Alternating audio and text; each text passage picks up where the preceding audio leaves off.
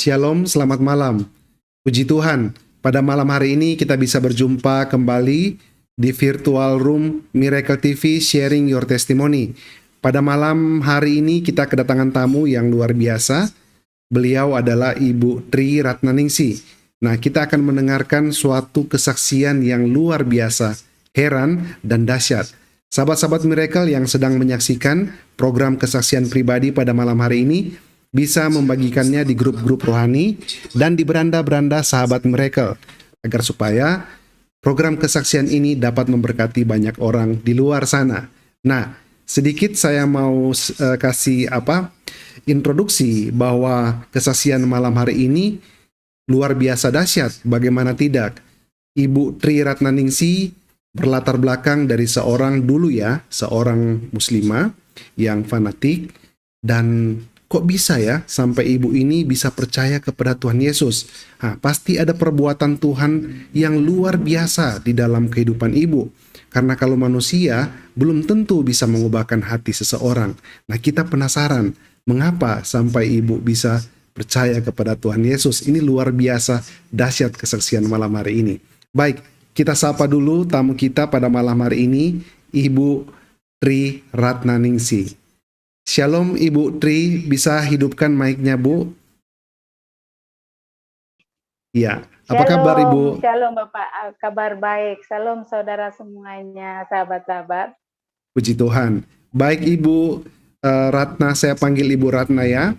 Sebelum kita mulai, biarlah kita dibuka dengan doa dulu, dan doa pada malam hari ini akan dipimpin oleh Ibu Fani. Ya, Ibu Fani. Bisa hidupkan Ibu Fani mic-nya ya.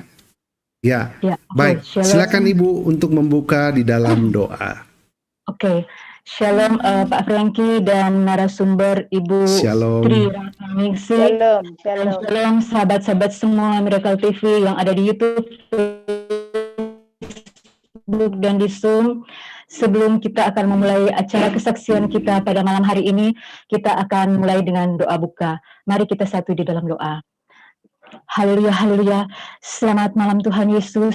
Selamat malam Bapa di surga. Saat ini kami datang ke hadapan kehadirat-Mu yang kudus ya Tuhan.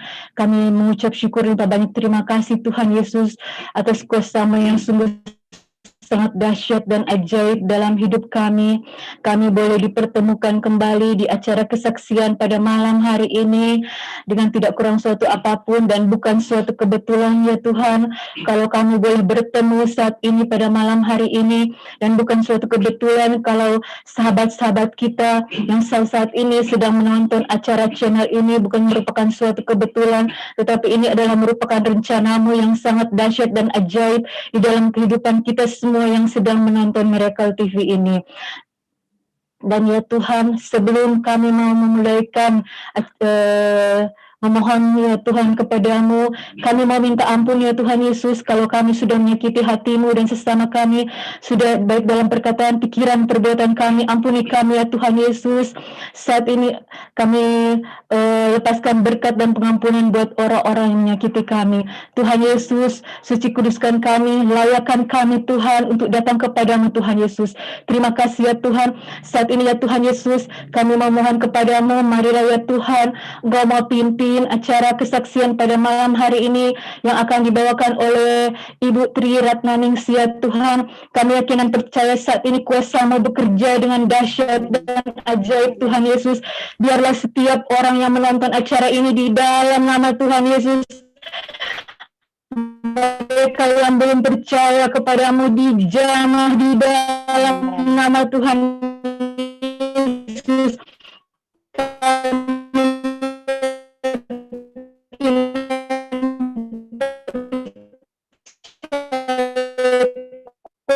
Kamu tidak terbatas oleh ruang dan menguning, tapi penuai-penuai kami yakin percaya Tuhan, Engkau perlu nama Tuhan Yesus. Para penonton Miracle TV Tuhan yang sedang dalam keraguan, dalam persimpangan mencari Engkau Tuhan, mari Engkau jamah hati mereka Tuhan. Engkau jamah hati mereka di dalam nama Tuhan Yesus. Terjadi mujizat di saat ini, saat mereka mendengarkan kesaksian ini ya Tuhan. Mereka dijamah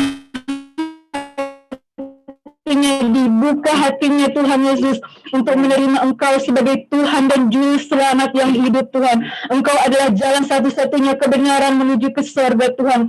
Terima kasih Tuhan Yesus, kami bangga punya Allah seperti Engkau Tuhan Yesus. Terima kasih Tuhan yang sebagai penyelenggara Tuhan Miracle TV ini Tuhan Yesus, Engkau pakai lebih heran dan dahsyat dan ajaib Pak Frankie ya Tuhan Yesus di dalam menyelenggarakan setiap acara kesaksian setiap malam Tuhan Yesus, tanda-tanda heran dan ajaib. Makasih Tuhan Yesus, kami juga memberkati Kak Urapi, Ibu Tri, Kak Urapi dengan dahsyat dan ajaib Tuhan Yesus, dengan kuasa-Mu di dalam nama Tuhan Yesus. Kak Urapi, biarlah taruhlah perkataan-Mu di dalam perkataan mulutnya ya Tuhan Yesus, sehingga Tuhan Engkau yang berbicara Tuhan Yesus, apa yang harus dikatakan. Kami yakin dan percaya Tuhan Yesus, kuasa-Mu sedang bekerja dengan dahsyat dan ajaib di akhir zaman ini Tuhan. Kuasa-Mu sedang bekerja Tuhan Yesus di dalam nama Tuhan Yesus. Terima kasih Tuhan, berkati Tuhan para penonton Miracle TV di Zoom, di YouTube dan di Facebook. Terima kasih Tuhan Yesus, terima kasih Tuhan. Selanjutnya Tuhan kami serahkan Tuhan, Engkau yang bekerja Tuhan Yesus. Kami mau buka acara kesaksian pada malam hari ini di dalam nama Tuhan Yesus. Haleluya, haleluya, amin. Amin. Amin. Terima kasih ya, Ibu Fani telah memimpin kita dalam doa. Tuhan Yesus Amin. memberkati. Baik, Amin. saya akan membaca satu ayat Alkitab untuk menjadi pembukaan bagi kita pada malam hari ini. Lukas 24 ayat 51 sampai 53. Dan ketika ia sedang memberkati mereka, ia berpisah dari mereka dan terangkat ke sorga.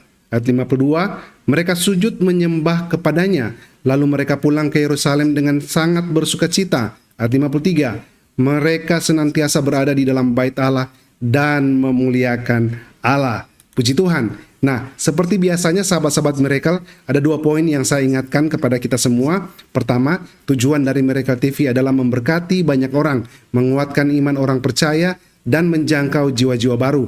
Markus 16 ayat 15, Matius 28 ayat 19, dan Kisah Para Rasul 1 ayat 8. 2, kita percaya semua agama mengajarkan kebaikan.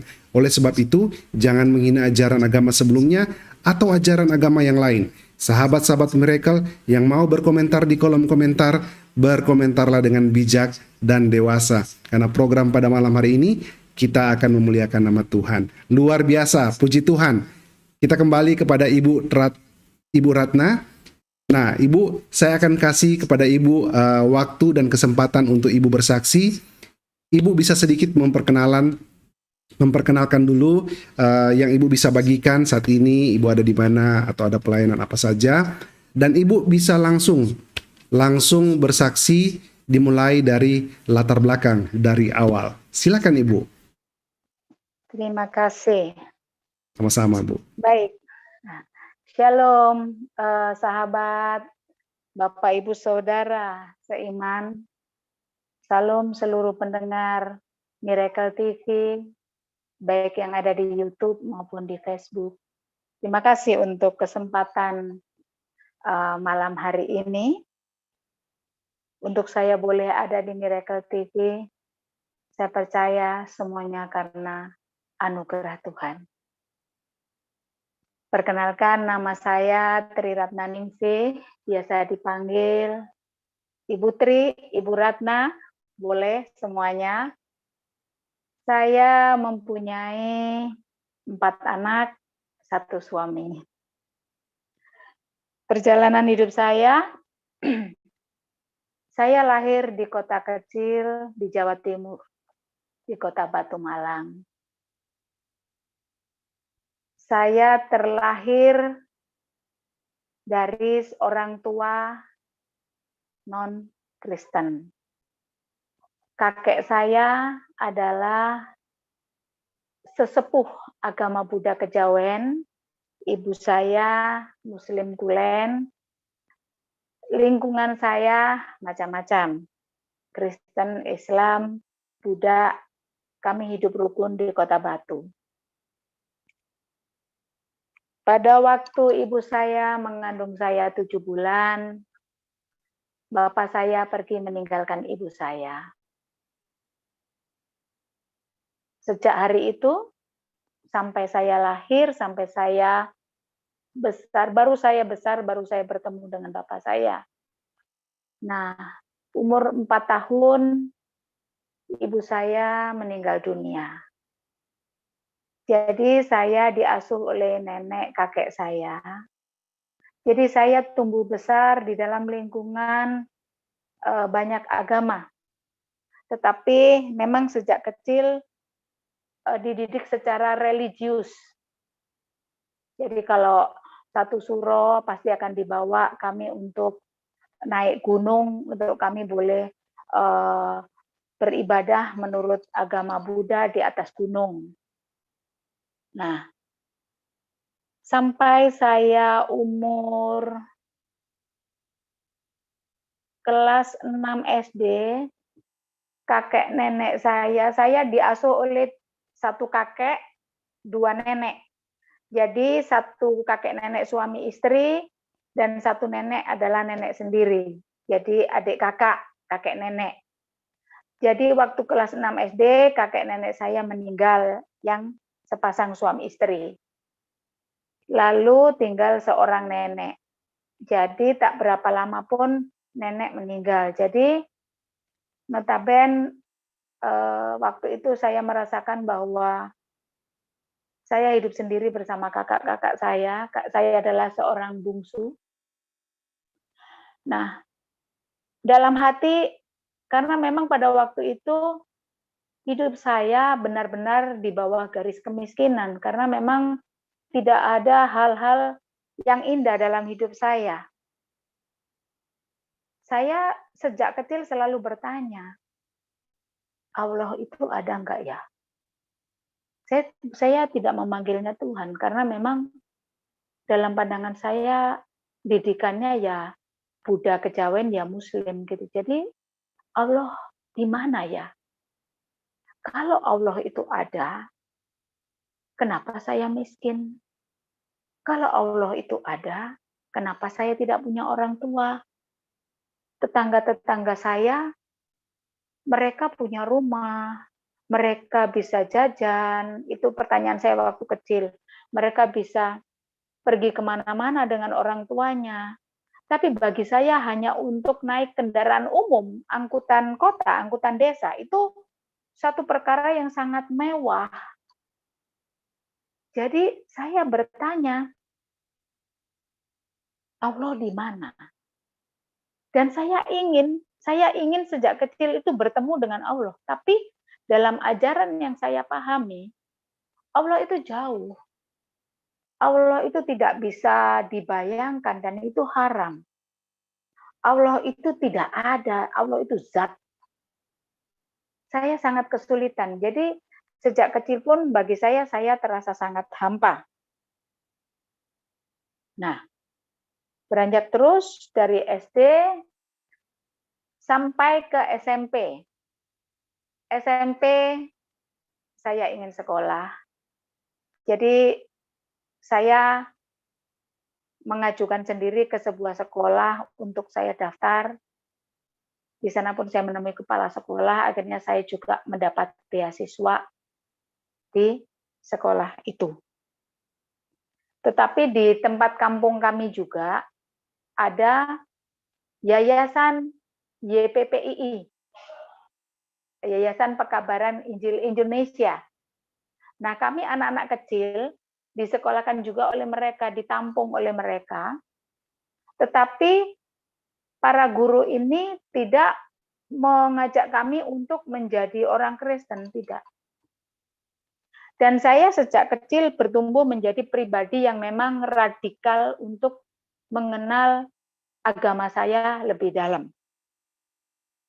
Sampai kepada SMP saya lulus, saya sekolah dengan tentunya susah payah ya, saya berjualan untuk saya bisa sekolah, untuk supaya saya bisa hidup.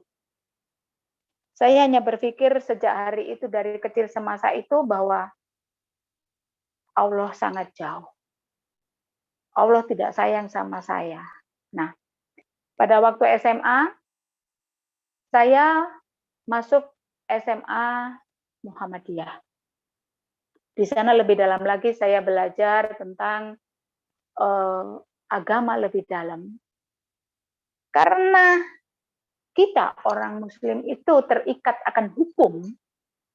Jadi, kalau kamu mau banyak masuk surga, kamu harus melakukan perbuatan baik. Kalau kamu mau masuk surga, kamu harus melakukan banyak hal ketaatan Torah. Jadi, yang saya pahami adalah bahwa di antaranya memakai kerudung itu adalah bisa menolong kita masuk surga. Saya mulai berkerudung, saya mulai menjalankan syariat agama dengan ketat. Saya mulai belajar membaca Al-Quran dengan setia. Tetapi memang kelemahannya adalah membaca saja tanpa mengerti artinya. Jadi apa yang saya baca, karena memang kalau membaca Al-Quran itu akan dapat pahala. Nah, saya pikir saya orang miskin. Syarat-syarat untuk masuk surga itu ada korban. Nah, mana mungkin saya bisa berkorban, yang ada korban perasaan. Nah, akhirnya saya berpikir satu-satunya jalan yang bisa saya lakukan tanpa saya harus mengeluarkan uang atau harta, ya mungkin saya bisa melakukan perkara-perkara yang lain. Saya taat dalam sholat, saya mengaji, saya belajar Al-Quran. Nah, rasa saya yang membuat saya ingin bertemu Allah yang sesungguhnya itu sangat menyiksa saya. Karena saya menyadari betapa dosa-dosa saya sangat banyak. Sangat banyak. Bayangkan saudara, sahabat-sahabat, kita ini dari pagi sampai pagi.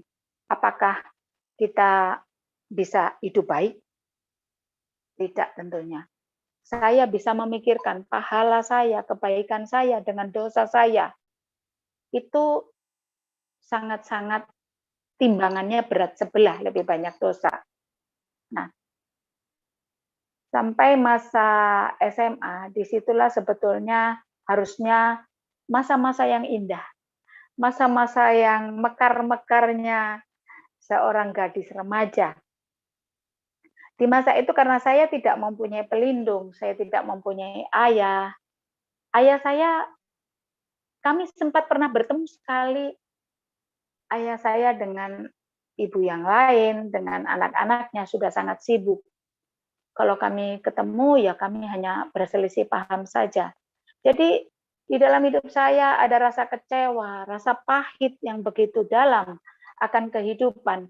Merasa ditinggalkan seorang diri, tidak punya siapa-siapa. Saya tidak mengerti, sebetulnya di pandangan saya itu, semua orang itu baik. Karena saya tidak pernah diajarkan, tidak pernah bertemu dengan seorang ayah. Jadi bagi saya setiap orang laki-laki itu adalah baik. Tetapi ternyata dunia ini itu kejam, Bapak Ibu Saudara. Sahabat-sahabat terkasih. Dunia ini kejam. Saya seorang gadis remaja yang polos, gadis desa.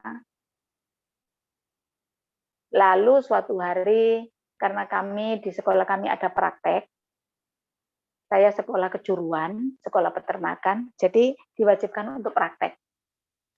Nah, dalam sekian bulan kami akan ikut dalam sebuah perusahaan.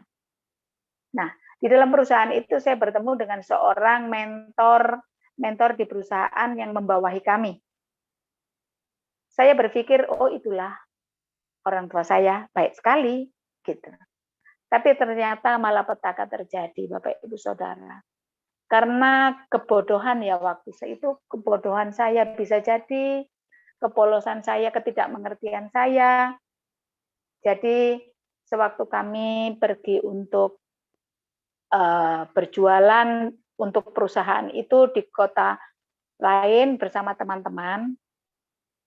Kami pulang cukup malam, jam 12 malam. Nah, pulang terakhir yang diantarkan adalah saya ke tempat kos. Tapi ternyata saya menyadari baru besok paginya saya terbangun di sebuah hotel. Lalu saya berpikir,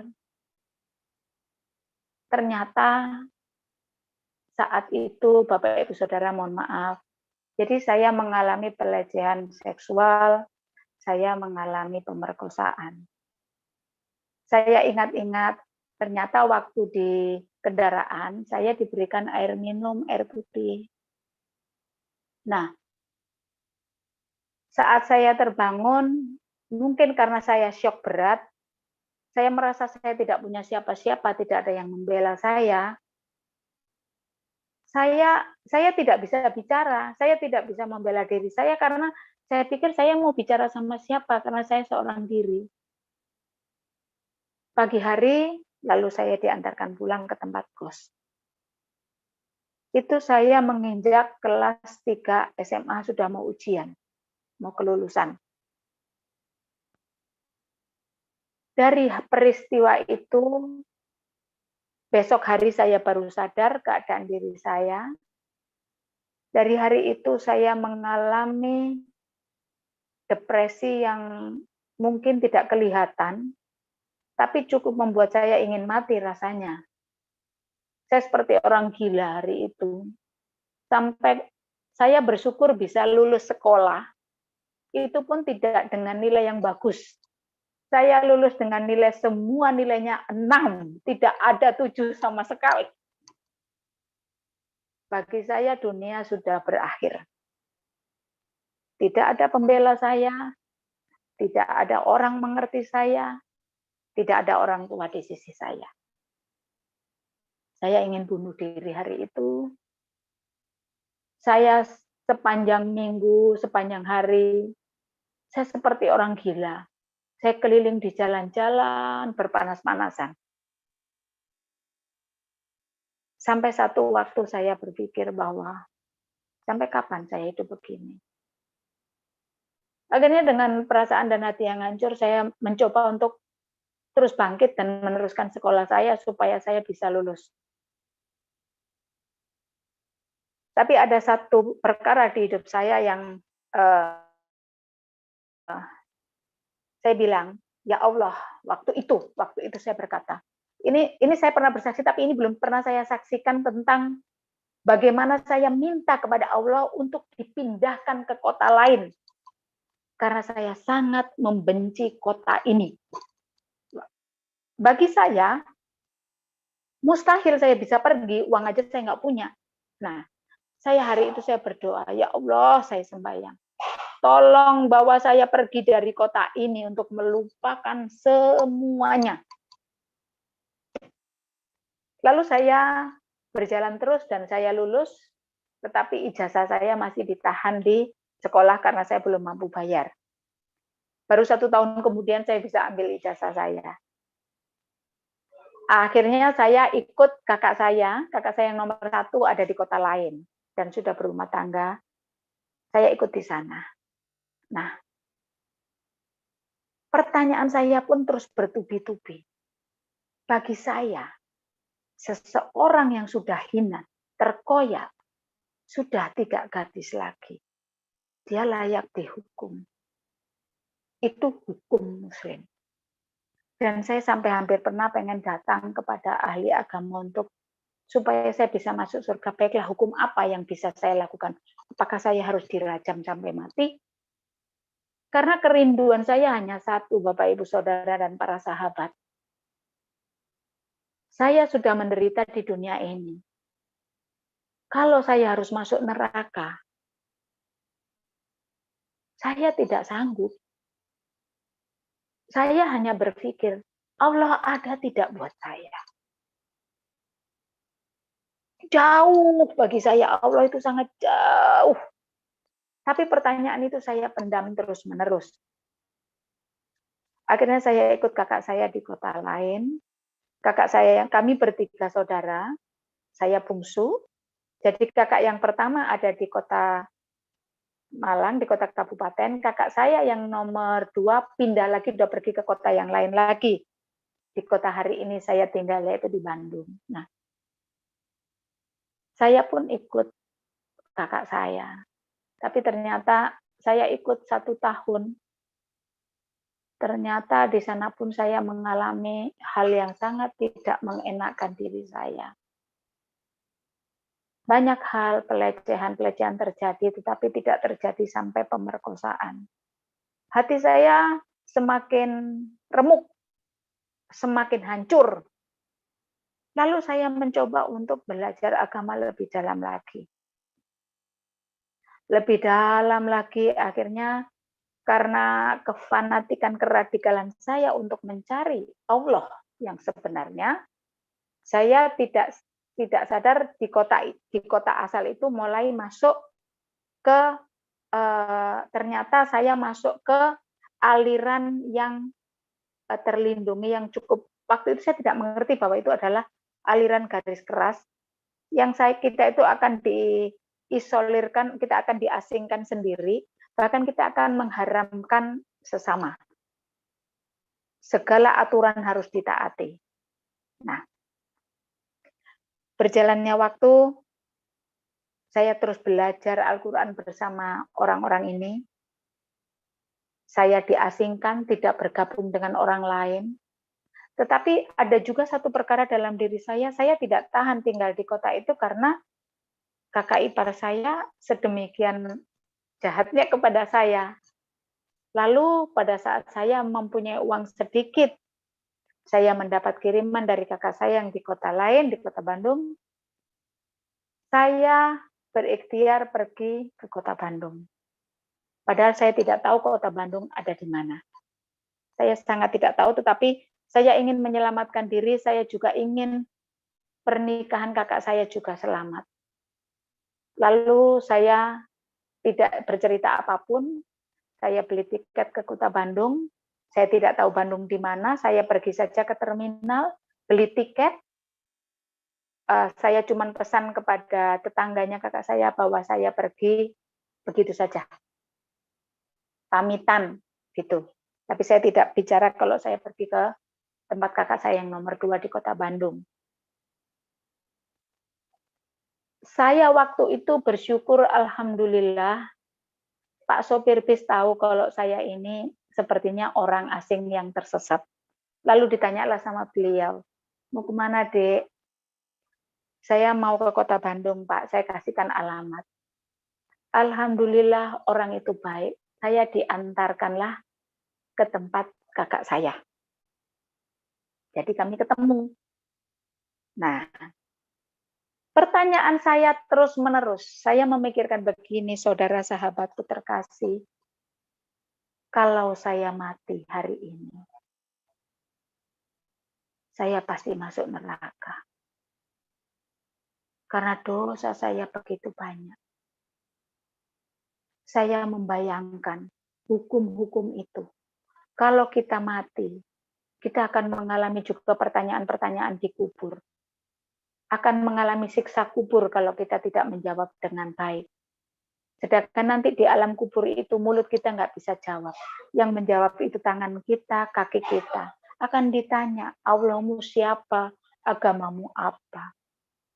Di bumi pun, waktu kita hidup, ada 2 malaikat yang mencatat perbuatan baik, perbuatan buruk kita, yaitu malaikat Munkar dan Nakir.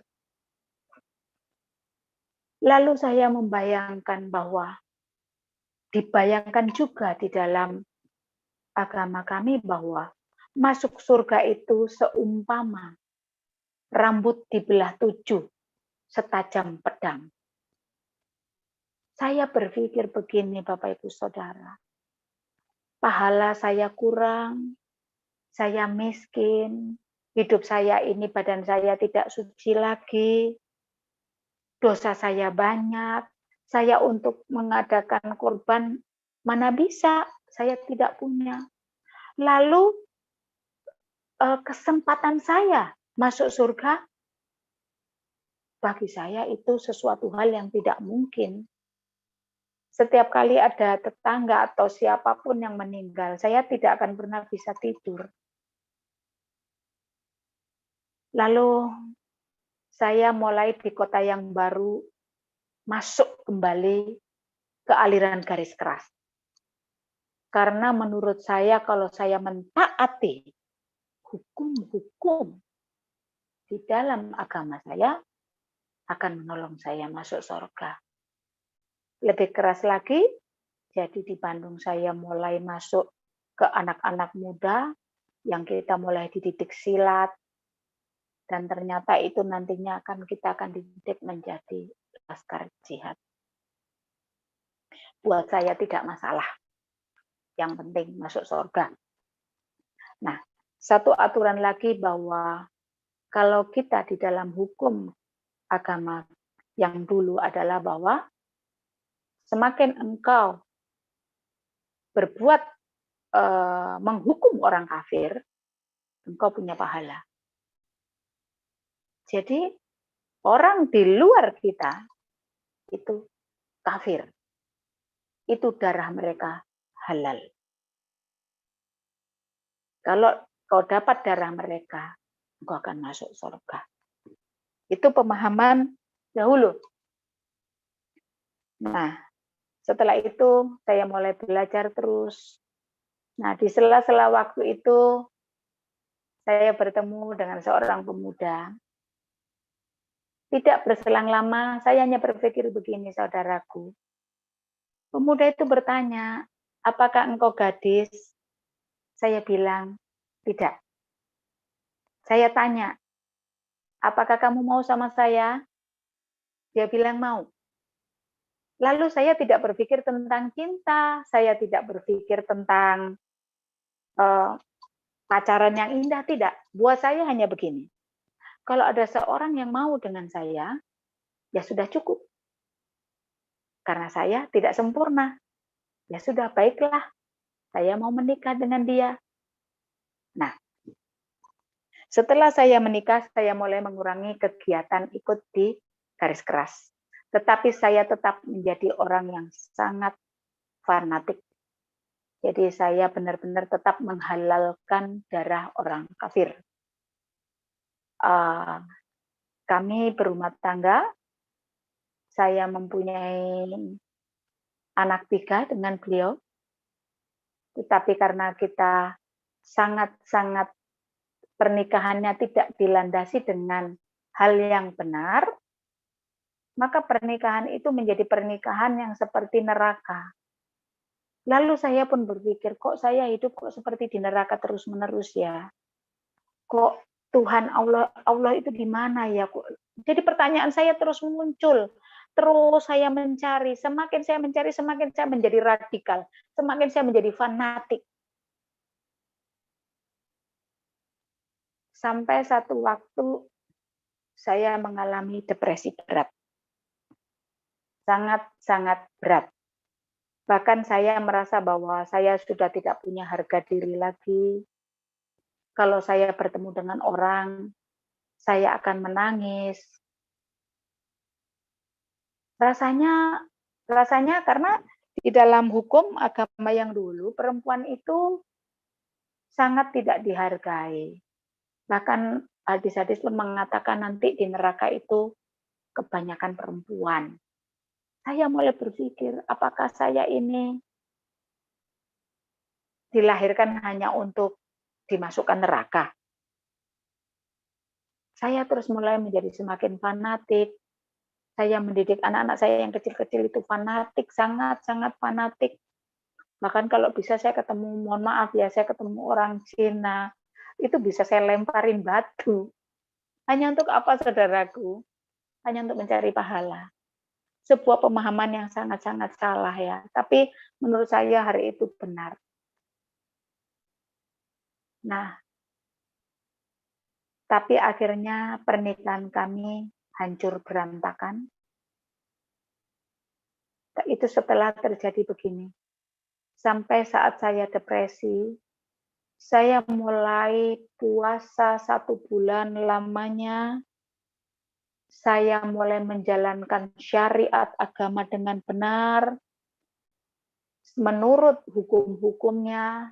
Segala sholat saya kerjakan, 5 waktu, sholat sunnah, sholat taubat, sholat tahajud, sholat hajat, semua saya kerjakan. Tidak ada yang saya kerjakan. Tapi hati saya tetap hampa, saudara.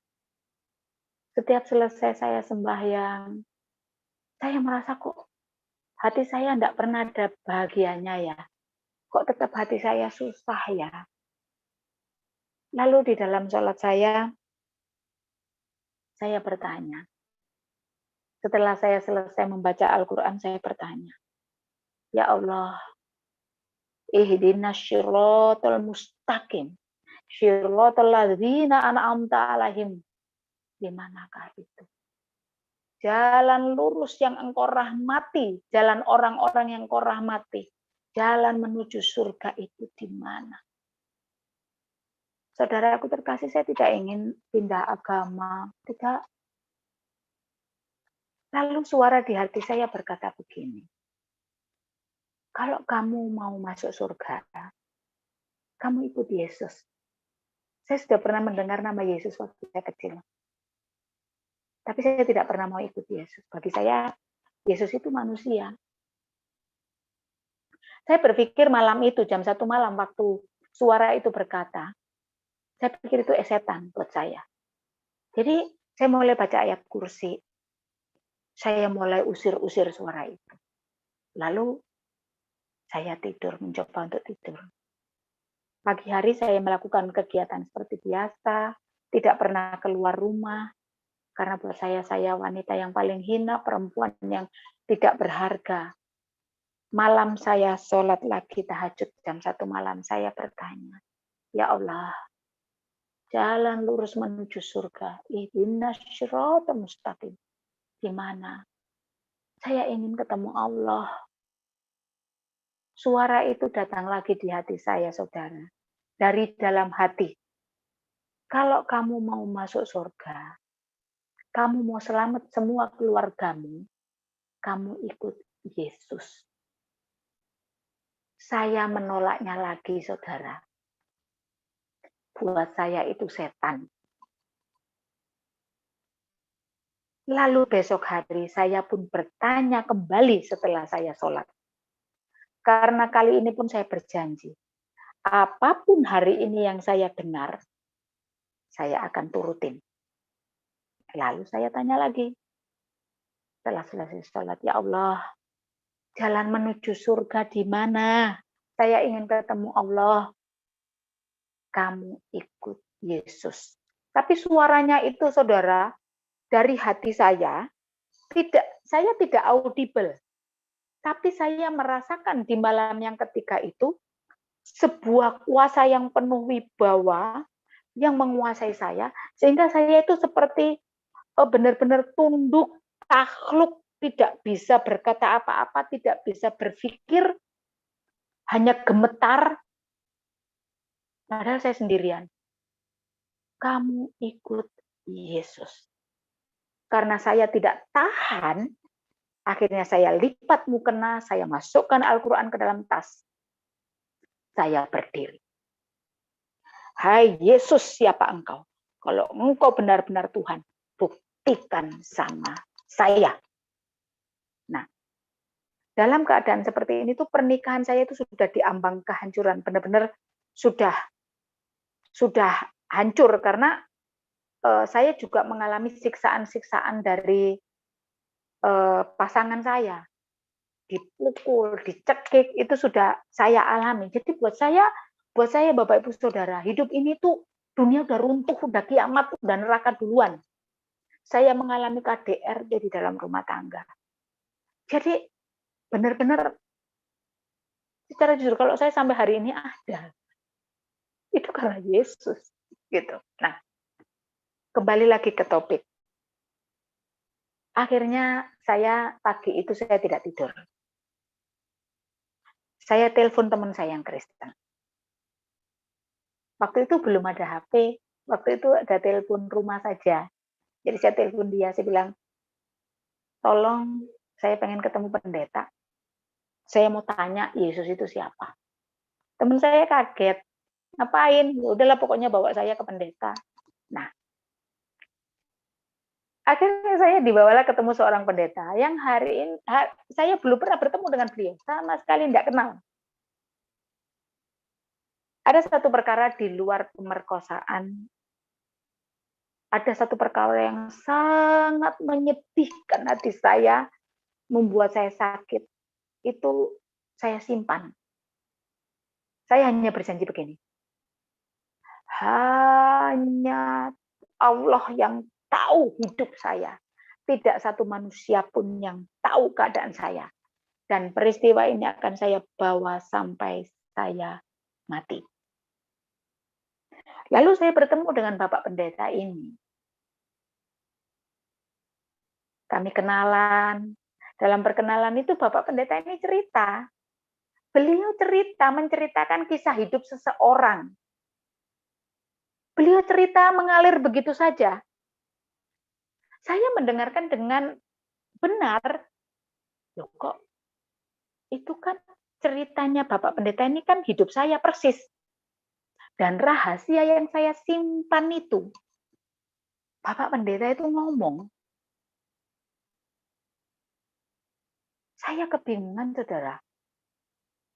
Saya lalu tanya-tanya dalam hati. Kan Pak Pendeta ini Tuhannya Yesus. Aku Tuhannya Allah. Aku kan doanya ngomongnya sama Allah. Kok Pak Pendeta ini tahu? Berarti kan dia dikasih tahu Tuhannya. Lah berarti kalau Tuhannya dia tahu, berarti Tuhannya dia ya Allah itu. Detik itu hikmat itu masuk ke dalam hati saya. Bahwa Tuhannya Pak Pendeta itu ya Allah yang saya cari-cari. Karena dia tahu saya. Karena saya berjanji tidak akan pernah orang satu pun tahu kecuali Allah yang saya sembah, yang saya akan sampai mati saya bawa ke peristiwa itu. Lalu saya berkata begini saja, Pak Pendeta, baiklah, saya tahu Yesus yang saya tantang tadi malam menunjukkan kuasanya lewat Pak Pendeta. Sekarang juga saya mau jadi pengikut Yesus. Saya mau jadi orang Kristen. Malah Pak Pendetanya yang kaget, saudara. Loh Bu, saya tidak ngeristenin orang katanya. Saya bilang, enggak Pak Pendeta.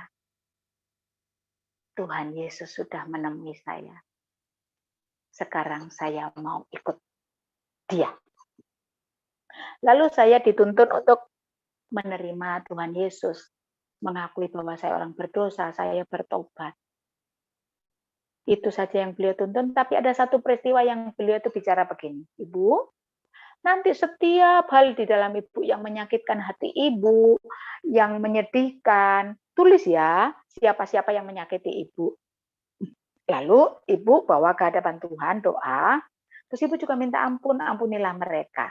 Setelah itu, ibu bercermin, kata beliau. Saya pikir apa hubungannya doa saya dengan cermin, gitu kan. Tapi saya pikir apa salahnya. Nah, saya pulang, saya sendirian di kamar, sepanjang hari, saudaraku, itulah hal terindah dalam hidup saya. Saya menulis semua orang yang menyakiti saya, semua peristiwa hidup saya tulis. Wah, sampai 2 lembar kertas folio penuh. Lalu saya angkat kertas itu ke atas. Tuhan Yesus, ini. Aku mau mengampuni, mau menerima ini semua, mau mengampuni orang-orang yang menyakiti hatiku. Kini tolong saya. Pada waktu saya menerima dan menyerahkan itu semua di kamar saya secara sendirian, itu seperti ada aliran air sejuk, hawa sejuk masuk ke kepala saya. Masuk terus ke hati saya. Rasanya saudaraku, itulah yang namanya kelepasan. Itulah yang namanya damai sejahtera. Tidak bisa dibeli. Sungguh-sungguh. Aduh, saya kalau mengingat hal itu. kehampaan hati saya ini telah diambilnya. Kekosongan ketakutan saya akan neraka diambilnya. Sebelum sampai ke sana, Bapak Pendeta itu bilang toh sama saya. Saya dibacakanlah firman Yohanes 14 ayat 6, saudaraku. Kata Yesus kepadanya, "Akulah jalan dan kebenaran dan hidup. Tidak ada seorang pun yang datang kepada Bapa kalau tidak melalui aku." Itulah suara yang 3 malam berturut-turut bicara kepada saya. Oleh karena firman ini, saudara, saya mengalami kelepasan. Saya rasanya bahagia sekali, saudara. Damai yang tak terkatakan, yang luar biasa. Nah, akhirnya dari peristiwa itu, saya mulai bercermin malam itu. Setelah saya selesai berdoa, saya bercermin. Ternyata, saudara, ada senyuman di bibir saya. Ada keindahan, karena selama ini saya tidak pernah tersenyum, saya selalu menangis. Saya ingin ketawa mengingat perkataan Bapak Pendeta. Berarti beliau semua teman-teman melihat kesedihan di mata saya. Dari saya umur 0 sampai saya menerima Tuhan Yesus waktu itu tahun 98, saya lahir tahun 69. Sekitar umur 29 tahun waktu itu Krismon. 29 tahun saya didera oleh penderitaan yang begitu hebat. Saya dulu merasa bahwa Allah tidak ada buat saya. Hidup saya neraka, saya orang yang dikutuk. Saya orang yang hina. Saya orang yang tidak berguna sama sekali. Tapi sekejap malam hari itu, siang hari itu, saat saya terima Tuhan Yesus dalam hidup saya. Damai yang tak terperikan, yang tak tergantikan. Ketakutan saya diangkat. Kesedihan saya diangkat. Saya bahagia. Tetapi tetap di dalam kebahagiaan saya menerima Tuhan Yesus, masalah hidup saya masih banyak, saudara. Karena kehidupan saya dengan suami yang dahulu benar-benar kami menikah Muslim kan, jadi hubungan kami sangat-sangat tidak baik, udah hancur lebur, banyak luka di sini, luka di sana. Hajaran-hajaran itu kan tidak dalam sekejap bisa memulihkan hati saya. Karena saya mengalami terus-menerus KDRT selama pernikahan. Jadi akhirnya pernikahan kami berantakan, kami berpisah. Anak-anak masih kecil-kecil. Nah, itu cerita berlanjut tentang kehancuran pernikahan. Tetapi pada saat saya menerima Kristus, jadi ada berita bahagia, ada berita kehancuran. Saya tidak mengerti, tapi ya akhirnya saya bisa menerimanya lah. Karena saya terlahir adalah orang yang fanatik dan radikal, jadi orang Kristen pun percaya Yesus, saya juga tetap radikal dan fanatik. Jadi saya tinggal di perumahan itu, saya itu seorang ibu yang memang banyak kegiatan. Dengan Karang Taruna, dengan ibu-ibu, saya seorang instruktur senam. Jadi saya mempunyai banyak teman, mempunyai banyak yang ikut dengan saya. Lalu hari itu satu hari, saya, saudara, dari saya mengenal Kristus itu, saya itu pengen tahu dalamnya gereja. Jadi kalau ada namanya undangan persekutuan, undangan ke gereja, mau gereja Katolik, Pantekosta, GKI, apapun gerejanya saya masuk, saya ikut. Karena saya pengen tahu. Saya masukin itu gereja Katolik, Katolik Karismatik, GKI, Pantekosta, GPI, semua saya masukin. Nah, tetangga bertanya, Bu Ratna kok ke gereja? Lah, Karena saya orang yang sangat terbuka dan menggebu-gebu, jadi saya pengumuman kepada tetangga. Hari itu, bulan Ramadan, saudara. Saya pengumuman tetangga-tetangga bahwa saya itu sekarang Nasrani. Nah, setelah saya menjadi orang Nasrani, mulailah bergejolak itu perumahan. Nah, anak saya pun tanya, Mama ke gereja? Iya, Dek. Mau ikut? Enggak ah, nanti murtad, masuk neraka. Karena memang itulah yang saya ajarkan kepada anak saya. Anak saya yang paling gede, sekarang sudah lulus dari Sekolah Tinggi Teologi ya, yang nomor 3 baru semester 5 di Sekolah Tinggi Teologi ya. Nah, anak saya yang nomor 1 tuh, yang baru lulus, sejak kecil saya sudah didik fanatik. Dia pinter kiroah, dia juara kiroah. Jadi, saya bilang, Mbak mau ikut ke gereja? Enggak ah, kafir katanya. Ya sudah. Nah, besok hari Minggu besoknya, dia tanya, dia tuh senang menyanyi. Mama, di gereja ngapain? Di gereja itu bisa nyanyi, bisa main musik, mau ikut? Pengen, katanya. Nah, saudaraku, anak saya bawa lah waktu itu ke gereja. Nah, disinilah peran seorang hamba Tuhan yang luar biasa. Seorang guru sekolah minggu yang sangat baik. Beliau seorang pengusaha, tapi dia seorang yang humble. Dengan tekun menolong anak saya, menyambut anak saya. Karena sambutan guru sekolah minggu yang begitu baik, anak saya bilang, Mama, aku ikut mama saja ke gereja. Wow. Saudaraku, saya mendengar kalau orang lain itu susah anaknya ikut Kristen, tapi anak saya 3 langsung semua ke gereja. Nah, setelah anak-anak juga ke gereja, akhirnya saya pergilah ke sekolah anak saya. Saya bilang, saya konsultasi dulu dengan si mbaknya, Mbak, boleh mama ke sekolah bilang bahwa kamu nggak usah pesantren kilat karena kamu sekarang Nasrani. Iya mama, katanya. Lalu saya pergilah ke sekolah, saya bilang sama Bapak Guru mohon izin, anak saya sekarang tidak usah ikut pesantren kilat karena kami sekarang Nasrani. Lalu saudara, mulailah bergejolak baik di sekolah. Jadi anak mulai mengalami dibully. Hai si kafir, hai si hitam, bla bla bla, kebun binatang keluar semua buat dia. Tapi saya melihat imannya tangguh karena dia mengalami sendiri kasih sayang Tuhan. Dia tidak bergeming. Lalu di perumahan mulai terjadi pergolakan panas.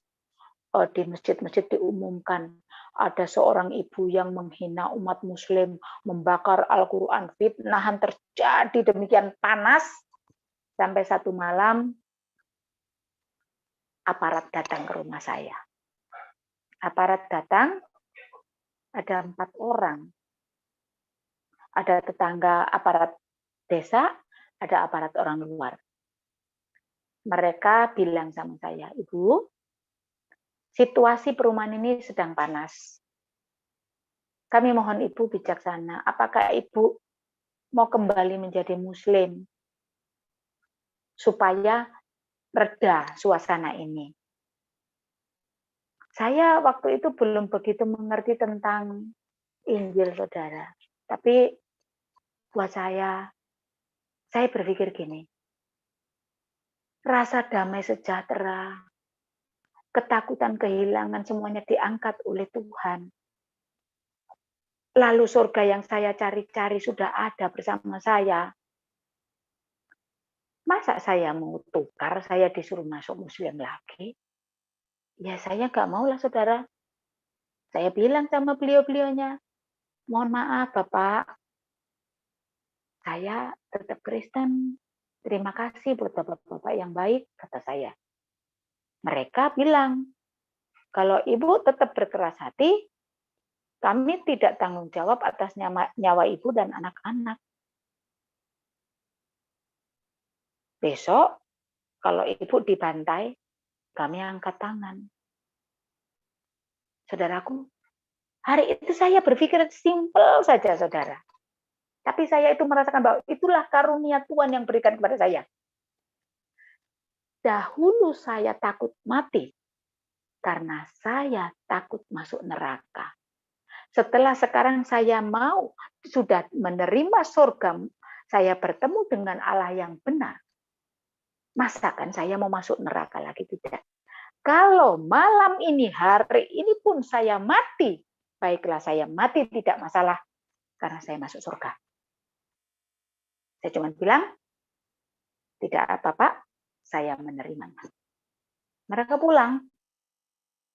Besoknya saya dihakimi massa, dituding-tuding di depan rumah. Pokoknya dihakimi massa sekampung. Itu siang hari. Siang hari saya dihakimi massa, dan saya hanya tunduk, tidak bisa jawab, karena saya belum mengerti apa yang harus saya katakan. Saya cuma bilang sama Tuhan Yesus, saya ikut Tuhan apapun yang terjadi. Saya tetap ikut Yesus. Lalu malam hari rumah saya dikepung massa. Saya tidak tahu itu massa dari mana. Bunuh saja orang Kristen, bantai Yahudi, rame. Pokoknya saya dikepung dan saya tidak tahu sampai jam berapa saya dikepung massa. Saya hanya malam itu, sungguh Tuhan itu memberikan tidak ada ketakutan tapi damai sejahtera. Jadi saya tidak takut waktu dikepung. Saya kumpulkan anak saya 3 kecil-kecil ini. Lalu kita berdoa. Berdoanya cuma gini, saudara. Tuhan, kami mau tidur, lindungi kami dalam nama Yesus, amin. Itu saja. Lalu saya setel lagu rohani, ditip, kami tidur sampai pagi. Sampai pagi kami tidak tahu kemana itu orang. Telepon di rumah berdering dari semua. Ternyata malam itu seluruh anak-anak Tuhan dari gereja manapun mereka bersepakat mendoakan kami. Dari Katolik, Pantekusta, semua teman-teman yang kenal kami. Mereka serempak berdoa malam itu untuk kami. Puji nama Tuhan. Kalau saya ada sampai hari ini, Bapak Ibu Saudara, Tuhan punya rancangan yang indah dan saya harus beri yang terbaik buat Tuhan. Itu ikrar saya buat Tuhan waktu itu. Nah, akhirnya kami berjalan seperti biasa. Setelah itu beberapa hari kemudian ternyata tetangga kami itu banyak yang sakit. Yang ini sakit, yang itu enggak, yang sakit semua. Lalu Bapak Pendeta itu bilang begini sama saya, Ibu Tri, Ibu Ratna, kunjungi mereka, maafkan mereka. Saudara bayangin, saya ini kan orang baru bertobat. Saya ini preman, saudara. Watak saya ini watak preman. Kalau orang bilang, saya tidak selembut ini, saya ini orangnya senggol bacok, begitu. Kalau kamu menyakiti saya, gue hantam lu, saya begitu orangnya. Lalu saya disuruh datang untuk memaafkan mereka. Ditaruh mana hati saya, pikiran, perasaan saya. Tapi Pak Pendeta bilang, kan Tuhan mengajarkan pengampunan, Ibu sudah diampuni. Saya belajar taat, walaupun hati saya sakit, marah, benci. Tapi saya datang sama mereka. Saya nggak bisa doa, cuman saya salami, terus dalam hati saya ngomong, Tuhan ampuni mereka. Ternyata setelah saya kunjungi satu persatu mereka sembuh. Di situ saya belajar namanya memaafkan. Sakit, saudara, memaafkan itu. Sakit sekali. Nah, ternyata setelah sekian bulan ada tetangga yang baik cerita bahwa orang-orang yang sakit itu adalah orang-orang ternyata yang mengepung saya malam itu. Nah, akhirnya terus berjalan kehidupan. 1 tahun kemudian Tuhan pindahkan kami ke tempat lain. Nah, ini dimulai lagi babak baru di dalam saya mengenal Tuhan Yesus Kristus. Tak semudah itu ikut Tuhan, tak semulus itu ikut Tuhan. Kami benar-benar ada dalam garis kemiskinan, miskin. Bayar listrik saja nggak bisa, makan saja susah, anak kecil-kecil listrik dicabut oleh PLN.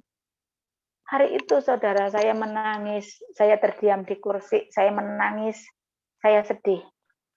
Kali ini waktu saya mendengar suara Tuhan ada di hati saya mendengar iblis di telinga saya. Bilang begini, mana kamu ikut Yesus miskin, bisa makan. Karena memang hari itu saya nggak punya apa-apa, saudara.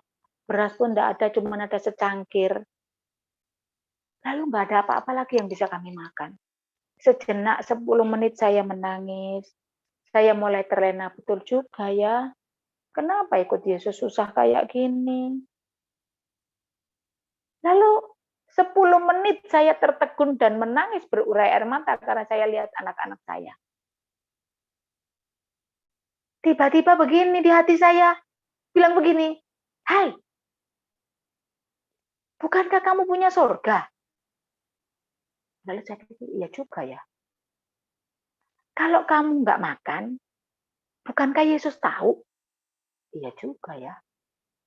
Akhirnya saya bangkit berikrar kembali, saudara. Saya menguatkan hati saya bilang, "Hai iblis, dengar. Kalaupun saya mati hari ini, Yesus ku tahu dan aku punya surga. Enyako dalam nama Yesus." Hati saya tenang, saya duduk, saya mulai mengerjakan pekerjaan rumah. Saudara, maghrib tuh ada yang ketok pintu.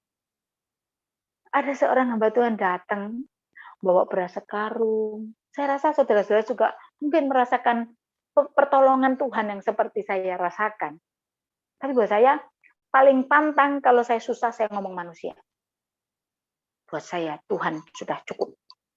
Sampai hari ini, Tuhan cukup buat saya. Jadi, bawa beras, bawa makanan, bawa uang.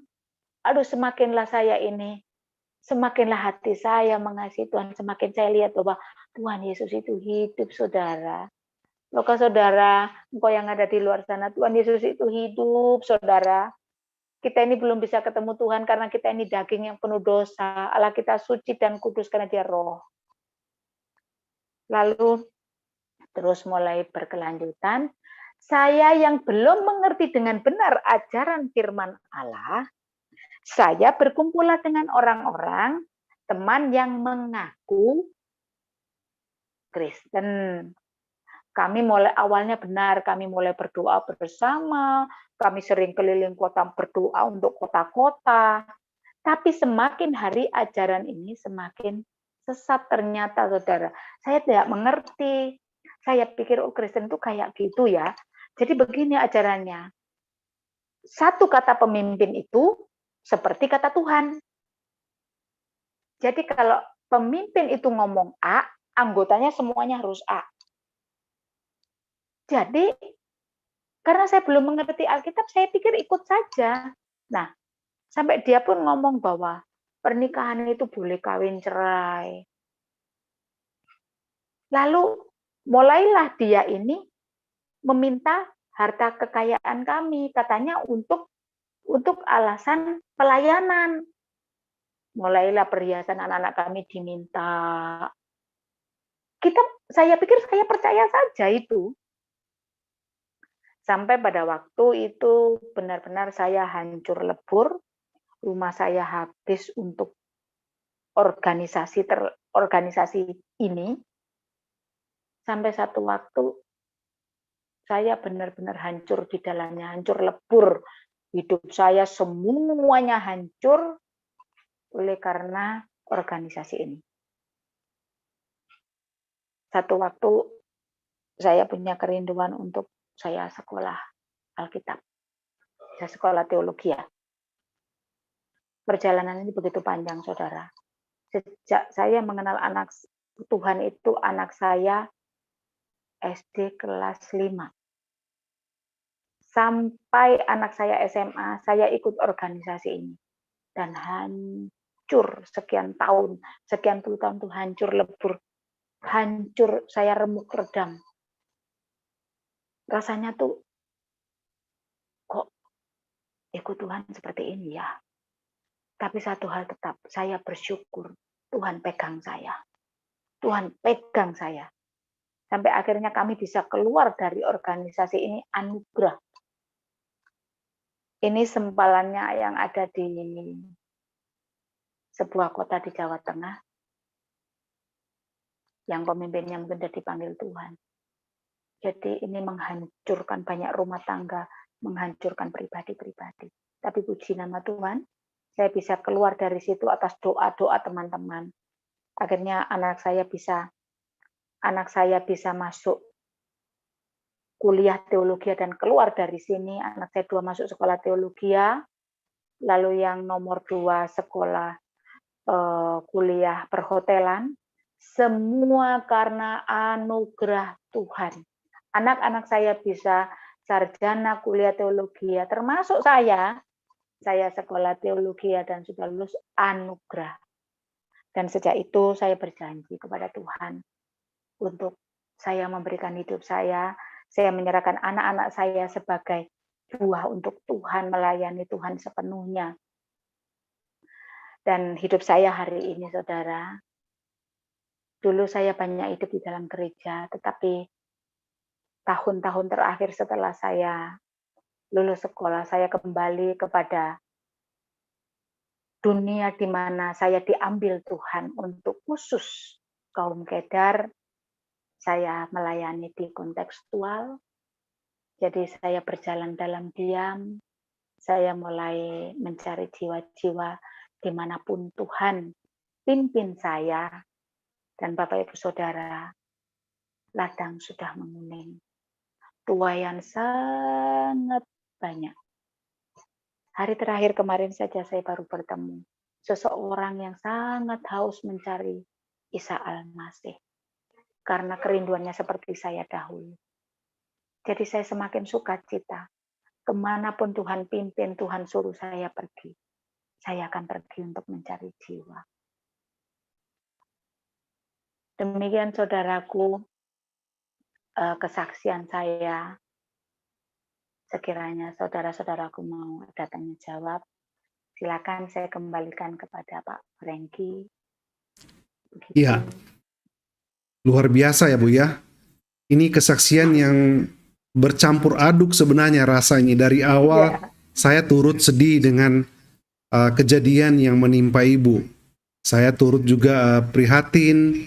Terus juga saya merasa bahwa betapa susahnya ya Ibu pergumulan yang Ibu hadapi.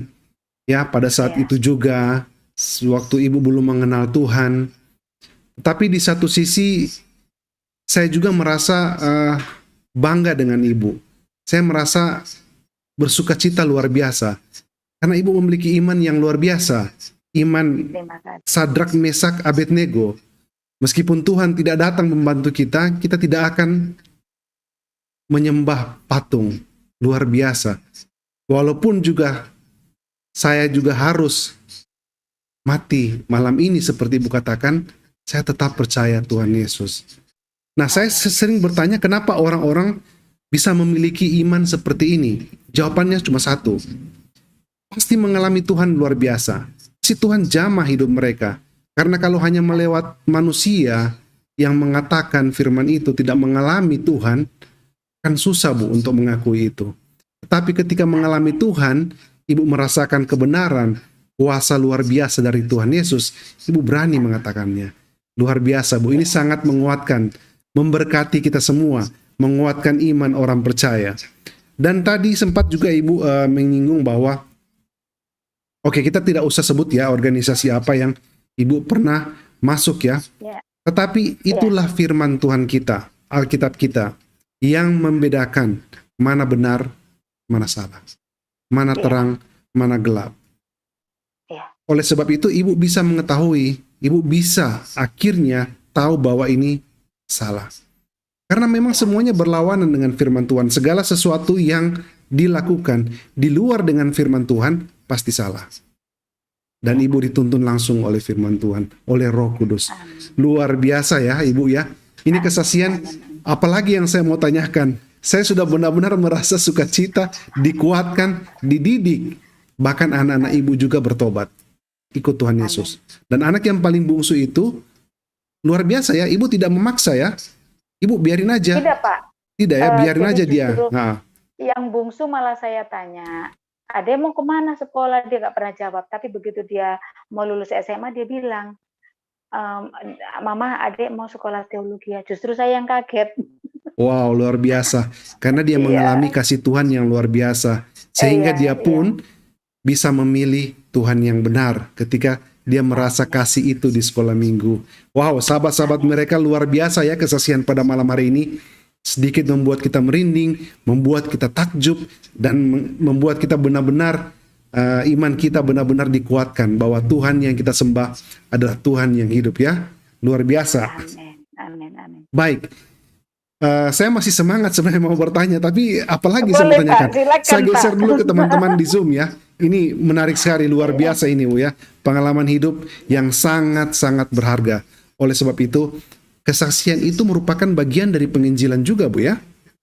Iya. Iya, karena apa yang Ibu alami bersama dengan Tuhan Yesus. Baik, saya akan menyapa dulu teman-teman di Zoom, karena ada cukup banyak yang hadir.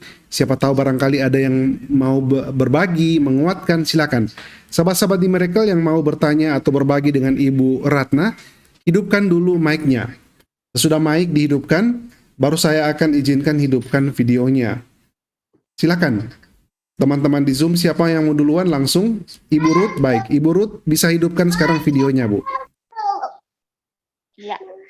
Silakan, Bu. Shalom. Bu. Shalom. Aduh, luar biasa Iya, sekali, Bu. luar biasa Benar, ya. Kalau bukan Roh Kudus yang ada dalam diri Ibu, nggak mungkin ada keberanian seperti itu. Dulu Ibu yang Amin. minder ya, Ibu yang rendah hati, merasa diri berdosa, merasa diri Rendah hina. diri. Ya. Rendah diri ya maksudnya ya, rendah diri, minder, karena ada roh yang ada dalam Ibu lebih besar. Roh Kudus itu hidup dalam Ibu berani luar biasa, bahkan berani mati.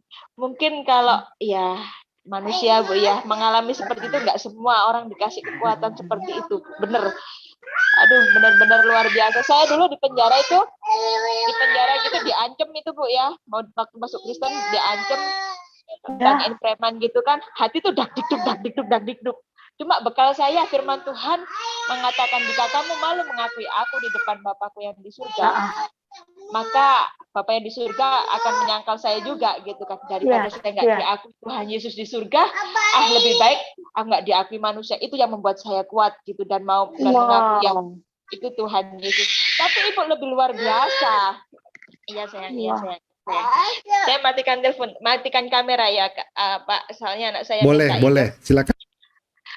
Tapi Ibu lebih luar biasa, Ibu dasar sampai nggak bisa ngomong saya. Dulu ikut Islamnya radikal, ikut Kristennya pun juga radikal luar biasa, dan hasil pertobatan itu pun nyata, benar-benar nyata gitu kan, membuahkan hasil yang luar biasa. Ibu benar, ketika Ibu sudah menerima Tuhan Yesus, ada damai sejahtera, ada sukacita, rasanya beban itu hilang. Saya pun mengalami seperti itu, bahkan sampai sekarang saat ini. Jika saya mengalami sedih gitu kan ya, berbeban berat, sedih apapun, sekecil apapun, saya datang sama Tuhan. Setelah saya tumpahkan perasaan saya ke Tuhan, rasanya damai sejahtera itu ada. Itulah Tuhan kita. Tuhan kita adalah Raja Shalom, Raja Damai. Tuhan kalau sudah ada hidup dalam kita, jika kita berdoa minta kekuatan sama Dia pasti berikan damai sejahtera itu, karena Tuhan adalah Raja Shalom dan Raja Damai, dan Tuhan Yesus itu adalah damai itu sendiri. Saya merasakan itu dulu Bu. Pertama kali saya pun juga kenal Tuhan Yesus kan, berseru minta tolong. Saya waktu itu jatuh dalam dosa, berseru minta tolong sama Tuhan. Akhirnya waktu itu saya sholat Bu ya, sholat tahajud, minta doa, minta pertolongan Tuhan, nggak dijawab. Akhirnya Tuhan Yesus yang menjawab doa saya. Akhirnya Tuhan Yesus, setelah saya terima Tuhan Yesus, damai sejahtera itu rasanya datang. Padahal nggak dikasih uang ya Bu ya waktu itu kita ya Bu ya. Nggak dikasih uang, kehidupan tetap seperti itu gitu ya. Kehidupan tetap seperti itu, tapi rasanya apa?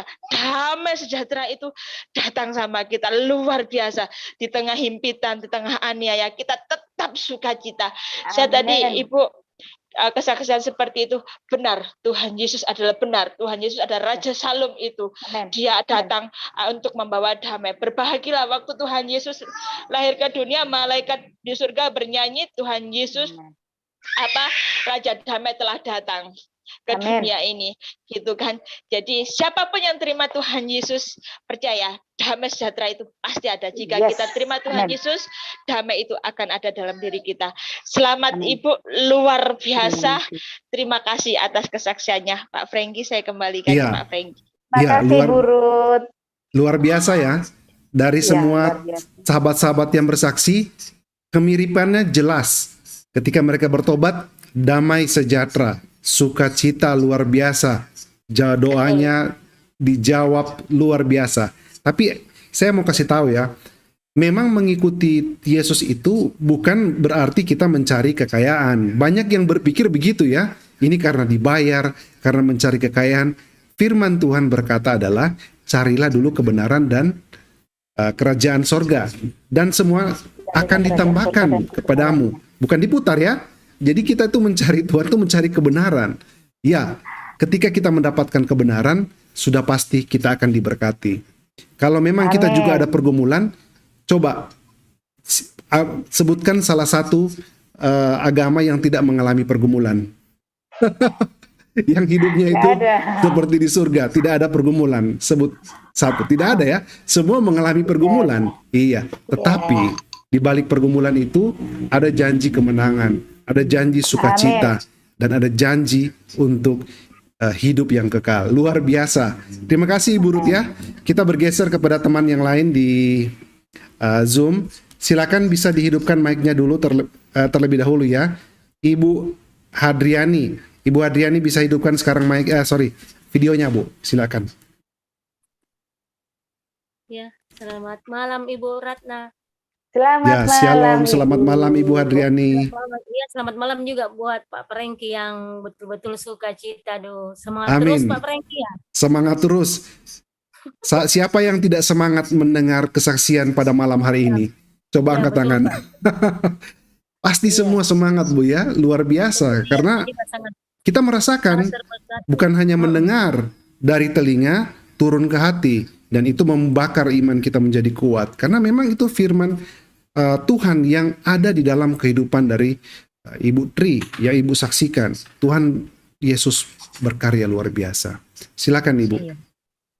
Iya, luar biasa kesaksian Ibu Ratna ya. Saya sangat terberkati malam ini dan sangat sukacita sekali pun memang ketika kita mengikut Yesus banyak masalah, banyak hal-hal yang mungkin secara manusia kita pikir itu tidak apa ya, merasa tidak enak, tetapi kita yakin dan percaya bahwa Tuhan itu selalu menolong kita. Amin. Dan di firman Tuhan di sini saya mau membacakan di firman Tuhan di Mazmur 46 ayat 2, coba bisa dibuka Pak Franky. Baik.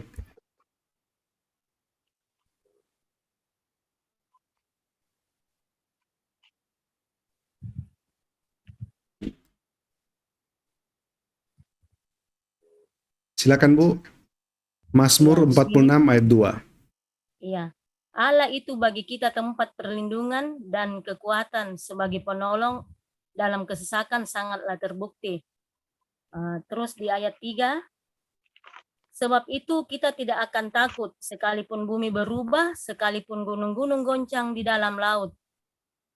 Ayat keempat lagi, sekalipun ribut dan berbuih airnya, sekalipun gunung-gunung goyang oleh golorannya. Terus kita pindah lagi ke Mazmur 62 ayat 2. Mazmur 62 ayat 2. Silakan Bu. Iya. Hanya dekat Allah saja aku tenang, dan daripadanya lah keselamatanku.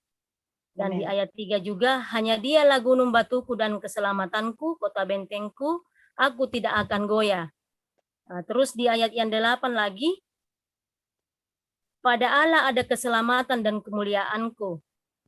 Gunung batuku, kekuatanku, tempat perlindunganku, ialah Allah, yaitu Yesus Kristus adalah Tuhan kita yang hidup. Iya, jadi memang persoalan, masalah tetap ada, tetapi ketika kita dekat dengan Tuhan, kita pasti merasa tenang. Dan ketika kita berserah diri kepadanya, kita yakin dan percaya bahwa Tuhan akan memberikan jalan keluar yang terbaik, dan segala masalah dan pergumulan kita, Tuhan pasti menolong, karena di dalam kesesakan sangatlah terbukti kasih Tuhan yang luar biasa. Jadi, Amin. aduh, Ibu harus tetap setia di dalam mengikut Yesus. Wah, Bu, luar biasa tuh mengikut Yesus. Tidak ada Allah seperti Yesus. Amin. Dia itu bukan Allah yang ditulis huruf-huruf, tetapi dia memang Allah yang betul-betul nyata dalam kehidupan kita. Ketika kita Haleluya. berserah penuh kepada Tuhan, ketika kita meminta pertolongan, yakin dan percaya bahwa Tuhan selalu ada, Tuhan selalu bersama dengan kita ya Bu ya. Amin. Tetap semangat Bu di dalam mengikuti Yesus, di dalam melayani Tuhan. Tuhan Yesus memberkati. Sama-sama. Tuhan berkati Ibu. Terima kasih Ibu Hadriani, luar biasa ya sharingnya pada malam hari ini. Saya setuju ya, kita harus tetap teguh di dalam iman kita. Terima kasih Ibu Hadriani. Baik. Ya, sama-sama Pak. Iya, kita bergeser kepada sahabat-sahabat yang lain. Bisa hidupkan mic-nya. Silakan, siapa duluan? Pak Hari Wijaya, silakan hidupkan videonya Pak. Silakan. Hai, shalom. Ya, Pak Hari bisa hidupkan videonya Pak. Sih. Oh, sudah. Shalom Bapak Sekali Gembala. lagi Pak. Sekali lagi Pak Hari. Oh, Pak Gembala ya. Iya, bisa hidupkan lagi Pak videonya Pak. Saya baru izinkan karena tadi kan saya masih tutup. Oh iya, oke. Oke, sudah Pak. Silakan Pak. Ya, Beliau saya kenal ini Pak. ya, Iya. shalom. Shalom Saya ini- Pak Hari. Puji Tuhan ya. Saya Apa kabar? ikuti karena waktu 22 dan 23 Oktober saya bertemu beliau ini ya, Ibu Ratna di Cimahi, ya. Di di Cimahi di satu gereja GGP Maranatha Cimahi, karena ada beliau ikut, dan waktu itu saya melihat Ibu Ratna ya sebagai katakanlah baru kenal ya, biasa-biasa saja ya, mungkin jemaat mana nih ya, belum begitu kenal, tapi setelah itu ngobrol-ngobrol ya sedikit ada dengar ya, backgroundnya dari Kedar ya. Nah, setelah itu ini jadi big surprise setelah saya ikut ini Miracle Zoom ini, meeting ini ya, Miracle ini Zooming ini, baru tahu deh siapa Ibu Ratna.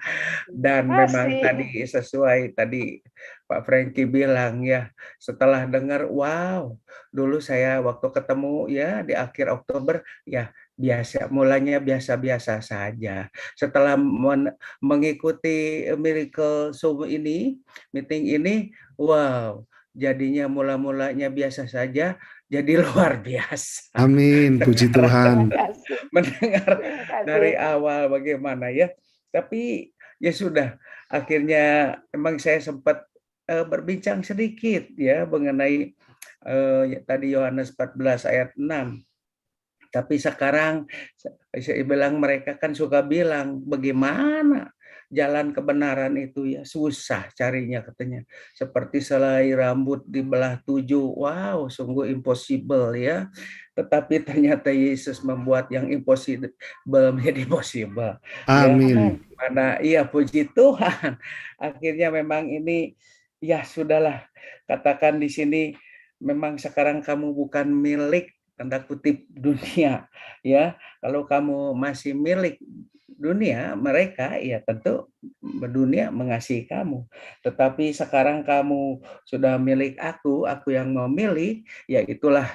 Jadi beliau tadi luar biasa menghadapinya, kebencian-kebencian, ujar-ujar kebencian, dan waduh tadi ya, seorang wanita lagi ya dengan anak kecil 3 dan dihajar seperti itu. Wow, saya pikir ini luar biasa. Memang beliau bukan wanita cengeng. Memang backgroundnya tadinya radikal, garis keras, preman. Apa tadi, Pancasila atau bela diri. Ini luar biasa ya Bu Ratna. Maaf, jadi saya kalau yang perempuan nggak ada background itu, wah bagaimana ya Pak Frankie, bayangkan diserang seperti itu, nggak tabah lah. Jadi puji Tuhan, background yang kuat, background yang radikal. Sekarang Tuhan didik menjadi radikal dalam iman kepada Kristus Yesus. Amin. Radikalnya sekarang kepada iman pada Yesus. Puji Tuhan, kami akan dukung doa terus ya, Bu Ratna. Iya, Pak Gembala, terima kasih. Amen. Dan juga anaknya yang punya tadi, begitu terobsesi untuk jadi hamba Tuhan sekolah teologi juga yang bungsu tadi, luar biasa. Ini semua karena anugerah karunia dari Tuhan. Ya biar Ibu dengan keluarga Tuhan pelihara, Tuhan berkati, Tuhan lindungi. Ya kalau ada hal-hal apa yang ini ya kita sama saling membangun, saling membantu, ya bisa kontak-kontak ya begitu Bu Ratna. Siap. Luar biasa. Terima kasih Bapak Gembala. Iya, puji Tuhan. Salam dengan Pak Wijaya Wijaya juga. Ya. Iya. Ya, sekian, terima kasih. Tuhan berkati. Ya, saya merasa luar biasa pengalaman spiritual pribadi dengan Roh Kudus, dengan Yesus Kristus. Haleluya, puji Tuhan. Haleluya. Terima kasih Pak Hari atas sharingnya yang luar biasa Pak ya. Terima kasih, Tuhan Yesus memberkati Pak Heri dan pelayanannya. God bless you too. Oke Pak. Iya Pak Franky. Anak saya yang sekolah teologi itu 2, jadi yang nomor 1 sama nomor 3. Iya, nomor 1 dan nomor 3. Nomor 2? Iya. Terus perhotelan. Ya, luar biasa Bu ya. Artinya semua benar-benar Tuhan pakai untuk memuliakan nama Tuhan Bu ya, dimanapun di bidang mereka bekerja. Luar biasa. Amin. Baik, berikutnya bisa hidupkan mic-nya. Masih ada lagi yang mau berbagi? Mic dulu dihidupkan ya. Pak Gernison. Oke, Pak Gernison, langsung hidupkan videonya Pak.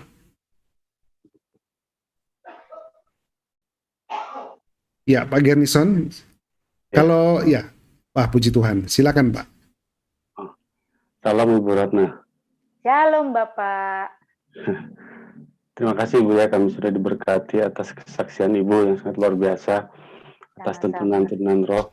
Kami tadi mendengar bahwa waktu rumah Ibu dikepung oleh begitu banyak massa, ternyata kuasa doa teman-teman gereja yang Ibu kunjungi sebelumnya itu sangat berdampak ya untuk menggerakkan kerajaan surga.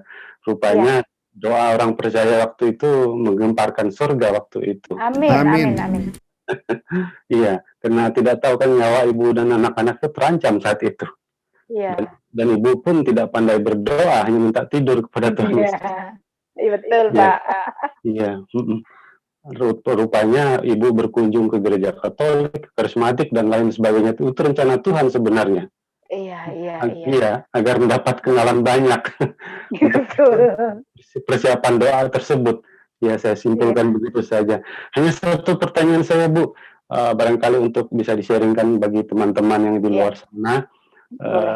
Apa sih itu kepercayaan, apa sih tadi itu kejawen itu? Lebih spesifikasinya kejawen seperti apa sih? Jadi gini Pak, kan kalau di Jawa itu agama itu semua bisa masuk ke orang-orang, tapi di Jawa sendiri punya kepercayaan namanya kejawen. Kejawen itu lebih mengarah kepada hati. Jadi kayak orang tuh harus rendah hati, dengan alam bersahabat, alam ini ciptaan Tuhan, bahwa alam ini pun juga bisa mengatakan bahwa ada Tuhan di sana. Jadi mereka lebih kepada alam dan hati. Jadi tidak kepada Tuhan langsung seperti kita Tuhan Yesus gitu. Jadi tapi mereka itu justru orang-orang yang hatinya rasanya mungkin lebih baik dari kita gitu. Nah, jadi kami Buddha menyembah patung Buddha Siddhartha Gautama, tapi di dalamnya sudah bercampur dengan adat istiadat Jawa. Jadi ada satu suro, ada kita keluarkan keris-keris untuk disembahyangi, kita sembahyang ke gunung-gunung gitu, Pak. Seperti itu. Oke. Terima kasih Bu Ratna untuk kesaksiannya. Sama-sama Bapak, terima kasih. Sama-sama Pak Gernison. Berkati. Iya. Tuhan Yesus Salam juga. memberkati. Ibu juga sudah berdoa tadi ya, luar biasa. Iya, terima kasih. Selamat Baik. malam Pak Pendeta Wijaya. Ya, kita lanjut ya. Sahabat-sahabat Miracle yang lain mau berbagi silakan. Langsung hidupkan mic-nya. Mic-nya Pak Cecep, dihidupkan. Pak. Siapa? Pak Cecep. Ada Oh Pak iya. Cecep angkat Pak tangan. Cecep, sekarang langsung hidupkan Pak videonya. Bisa Pak? Bentar Pak. Iya. Iya Pak. Ini Silakan, sahabat Pak. kami ini. Aduh. Silakan Halo, Pak Cecep. Ya, Halo. luar biasa Teman ya. Ini kami sahabat ini. saya. Suaminya sahabat saya. Haleluya. Haleluya.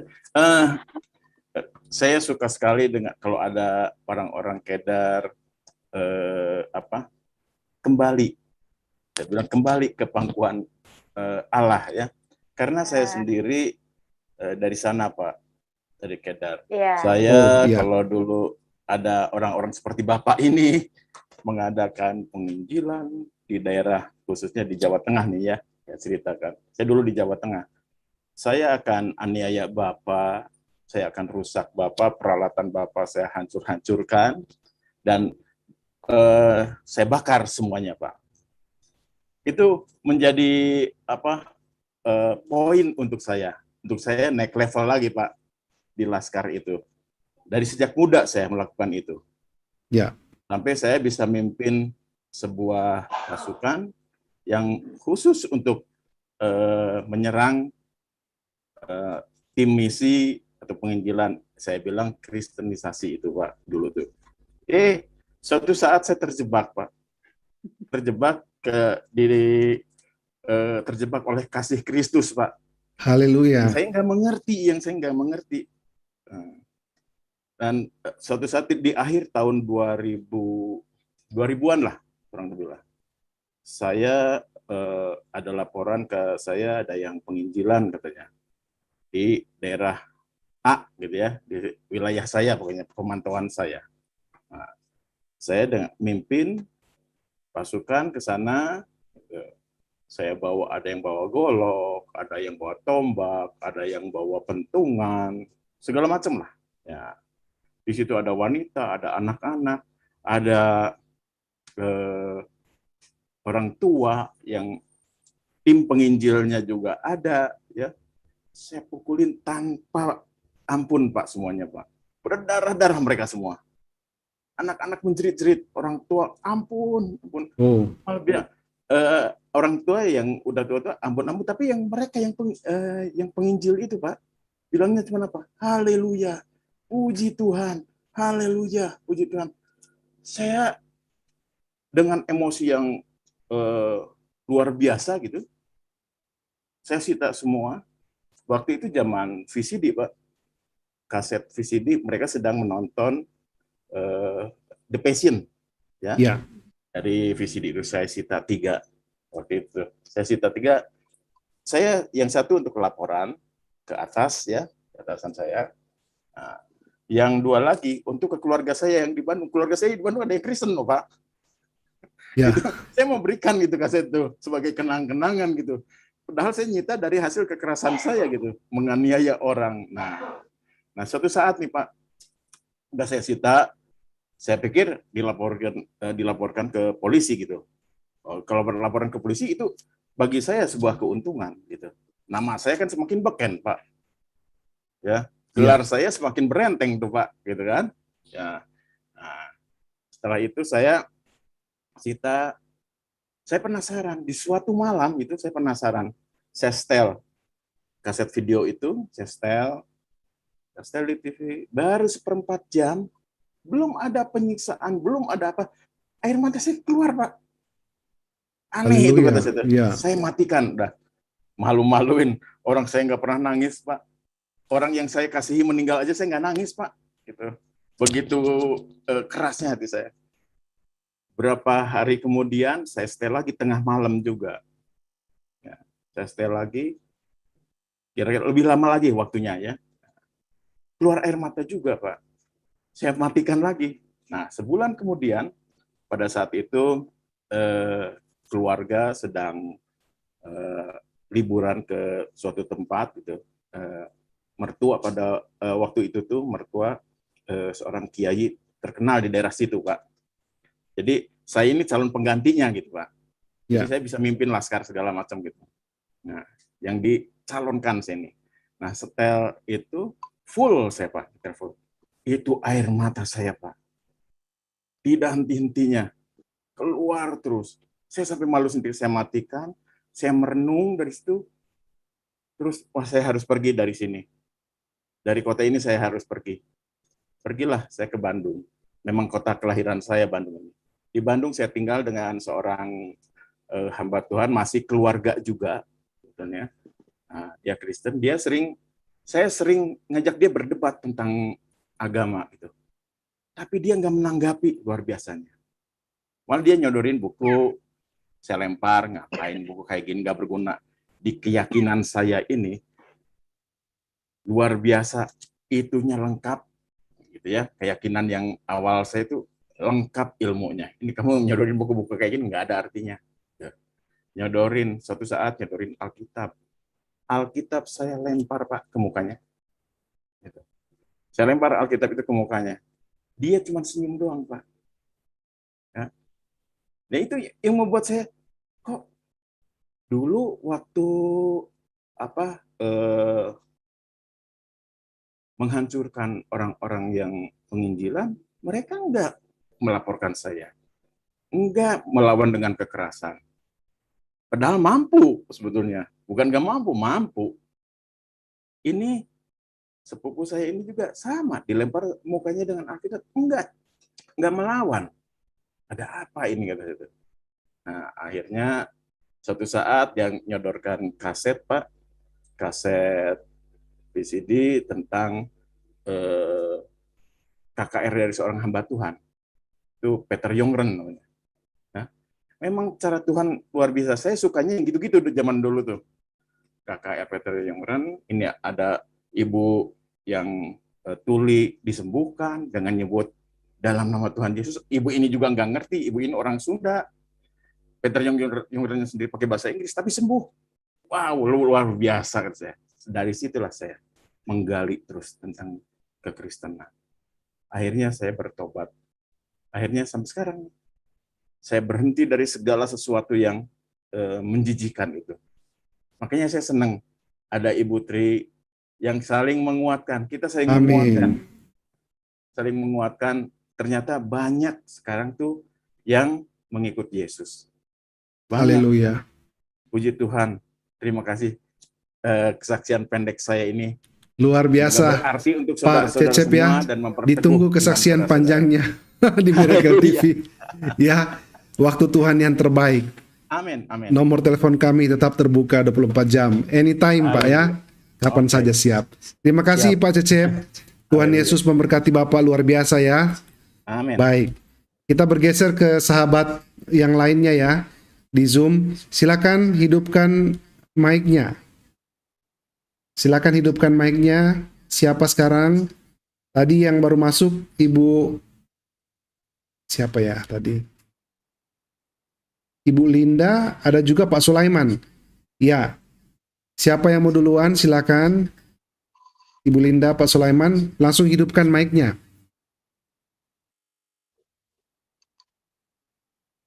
Atau Pak Sulaiman mungkin duluan?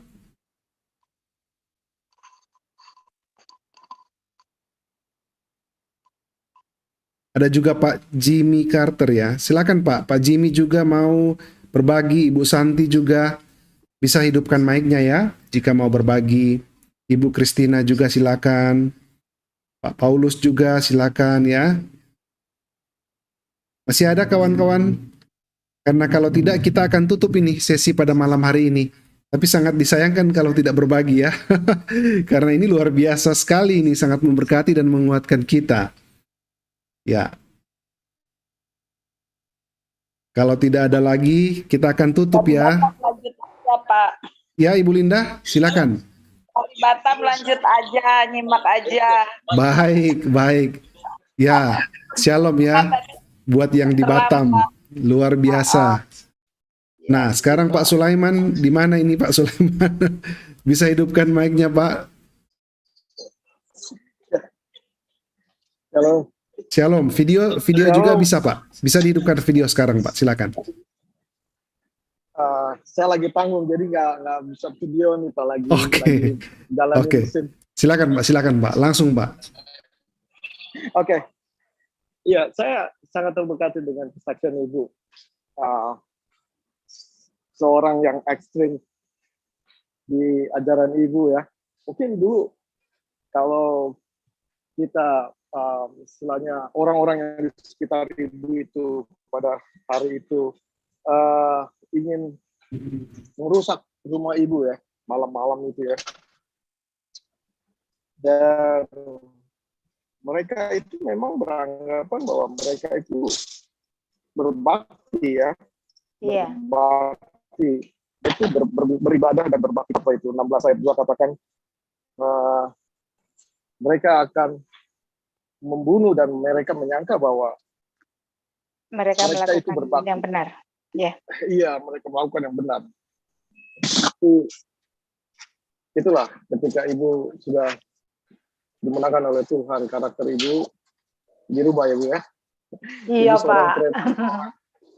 Ya, bicara aja Ibu sekarang lembut sekali.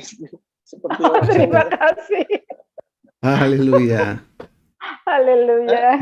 Dulu katanya tidak pernah senyum Pak, tapi ternyata senyuman dari Ibu Tri Ratnaningsih ini luar biasa, manis, luar biasa memberkati kita semua ya. Iya. Itu dia. Saya nggak usah perpanjang. Ibu kan di situ ada gitar, boleh kita Ibu bernyanyi untuk kemuliaan nama Tuhan satu lagu. Oh gitu. Padahal tadi tidak sengaja taruh gitar. Karena tadi berdoa. Baiklah Pak. Iya, boleh. Thank you. Saya akan naikkan sebuah pujian, walau 1000 rebah ya.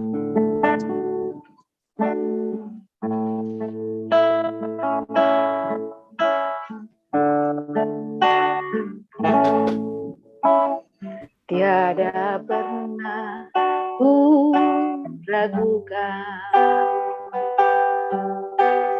kasih setiamu yang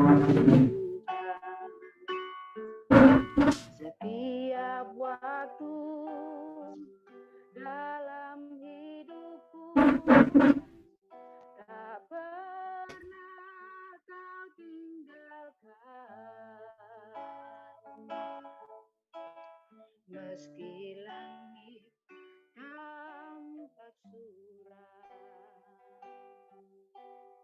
awan gelap pun menghadang, hadapi badai, lewati gelombang, tak pernah kau tinggalkan diriku.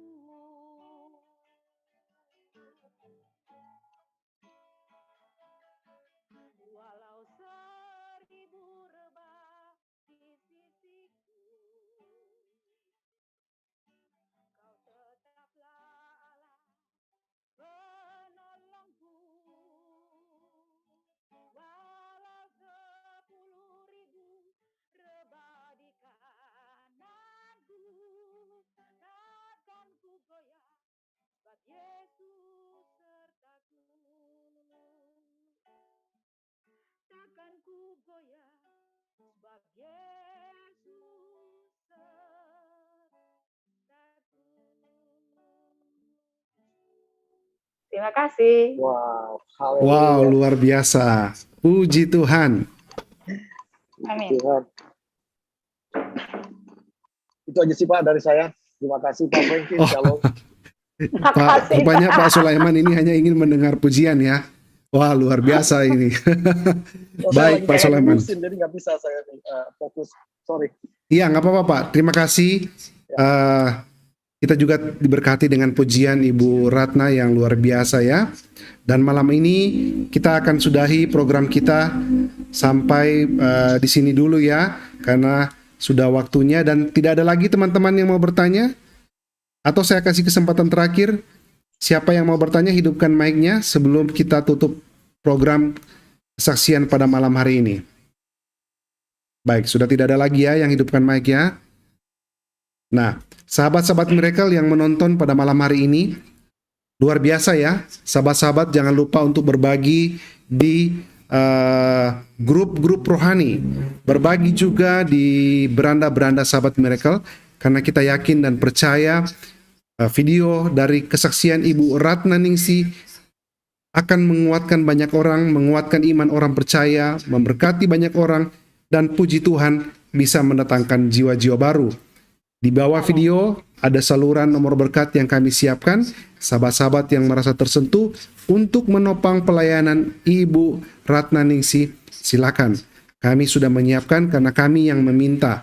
Miracle TV hadir untuk memberkati banyak orang di luar sana dan menjadi saluran berkat juga bagi kita semua. Ibu Ratna, bolehkah pimpin kita dalam doa tutup? Baik. Tapi saya ada mau titip dua doa, Bu. Pertama kepada Pak Amot. Pak Amot. Minta disembuhkan karena jari-jarinya sakit ya, jari-jari kaki, Bu. Pak Amot.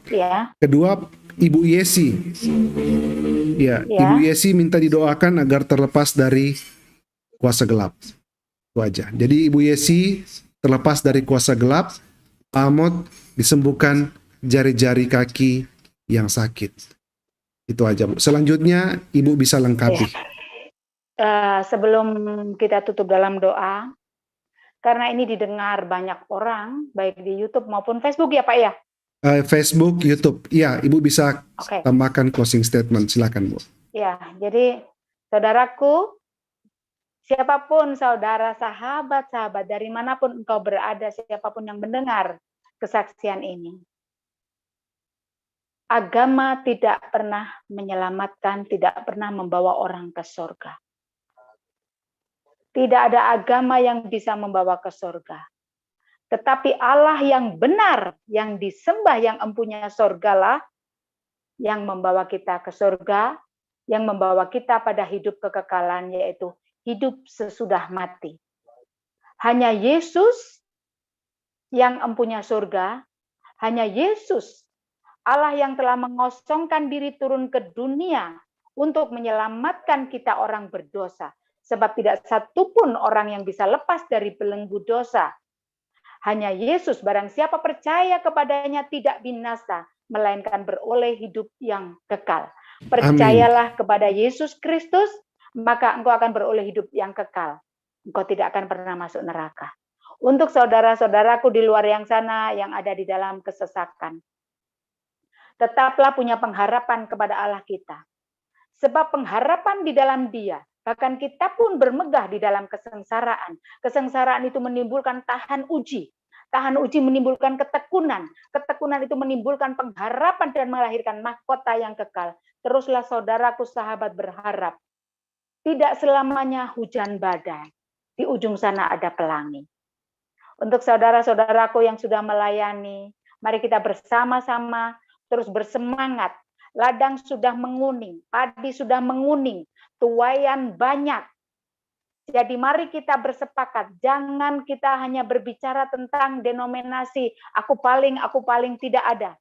Mari kita giat bekerja untuk Tuhan, bagi kemuliaan Tuhan Yesus Kristus dengan segala karunia dan talenta kita. Demikian pesan saya untuk saudara-saudara semuanya, kiranya kesaksian ini berguna bagi saudara dan bagi kemuliaan Allah, segalanya hormat, kuasa, kemuliaan hanya bagi Tuhan Yesus saja. Terima kasih. Baik, kita akan berdoa untuk Bapak Amot sama Ibu siapa tadi, Bu Yesi ya Pak? Betul, Pak Amot, iya. Ibu Yesi. Ya, baik.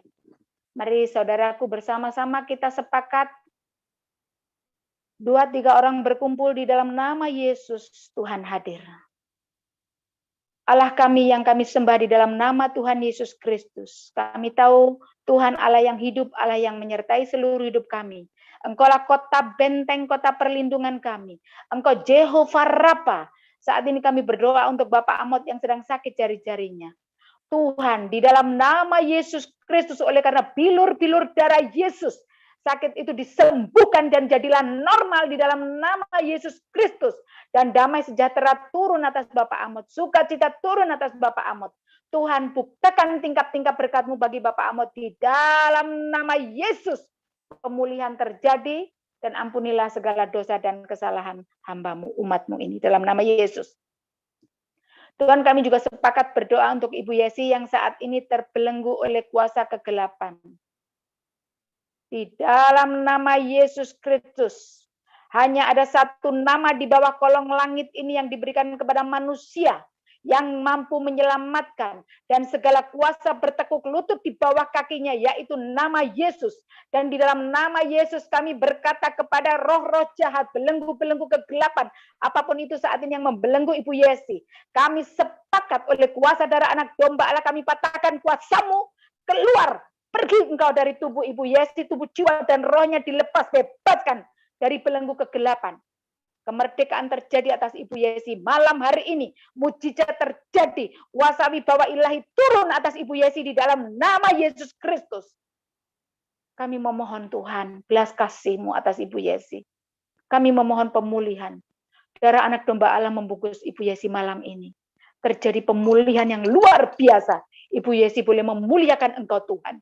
Juga untuk semuanya Tuhan Yesus yang boleh mendengarkan siaran ini Tuhan Yesus, teman-teman yang sudah ikut Zoom, hamba-hamba-Mu Tuhan, terberkatilah mereka Tuhan, bukakan tingkap-tingkap berkat-Mu bagi mereka semuanya di dalam nama Yesus Kristus Tuhan, pertobatan terjadi atas kami semuanya Bapak. Berdoa untuk Bapak Frankie dan channelnya Tuhan, kiranya semakin memberkati banyak orang, dari channel ini Tuhan, banyak jiwa-jiwa boleh dimenangkan, pertobatan terjadi lewat channel ini. Dan Engkau memberkati hamba-Mu ini Tuhan. Tingkap-tingkap berkat-Mu Engkau bukakan. Utara, timur, selatan, dan barat Engkau memberikan ide. Engkau memberikan hikmat yang tak pernah berakhir. Dan berikan Tuhan hamba-Mu hati yang takut akan Engkau. Hati yang berserah penuh kepada Engkau. Engkau memberkati rumah tangganya. Engkau memberkati pekerjaannya. Segala kegiatannya Engkau memberkati. Hati yang tunduk kepada Tuhan. Engkau berikan atas hamba-Mu. Terpujilah nama-Mu Tuhan, hamba-Mu Tri Ratnaningsih menyudahi kesaksian ini. Mohon ampun sekiranya ada kesalahan, ada hal-hal yang kurang berkenan di hati Allah Bapa, Putra, dan Roh Kudus. Hamba-Mu memohon ampun. Hamba serahkan kembali segala kemuliaan, kehormatan, kuasa. Hanya bagi nama-Mu saja, di dalam nama Tuhan Yesus Kristus. Amin. Amin. Luar biasa. Terima kasih Ibu Tri Ratnaningsih buat waktunya. Telah bersaksi Ya, Pak. kepada kita semua pada malam hari ini. Puji Tuhan, Baik. luar biasa dahsyat. Kiranya juga keluarga Ibu diberikan perlindungan, berkat Amin. luar biasa senantiasa dari Tuhan Yesus. Amin. Amin. Puji Tuhan ya. Amin. Baik, sahabat-sahabat Miracle, kita akan berjumpa lagi pada hari Kamis. Karena besok Rabu malam kita ada Bible Study, ibadah pendalaman Alkitab ya. Dengan hari Kamis kita akan kedatangan tamu yang luar biasa juga yang akan bersaksi untuk kemuliaan Bapa di sorga. Baik, sekali lagi saya mengucapkan terima kasih. Sampai kita bertemu kembali. Tuhan Yesus memberkati kita semua. Shalom. Bye-bye. Shalom. Ya, Shalom, luar terima biasa. kasih. Terima kasih Ibu Terima kasih. Ratna, puji Tuhan.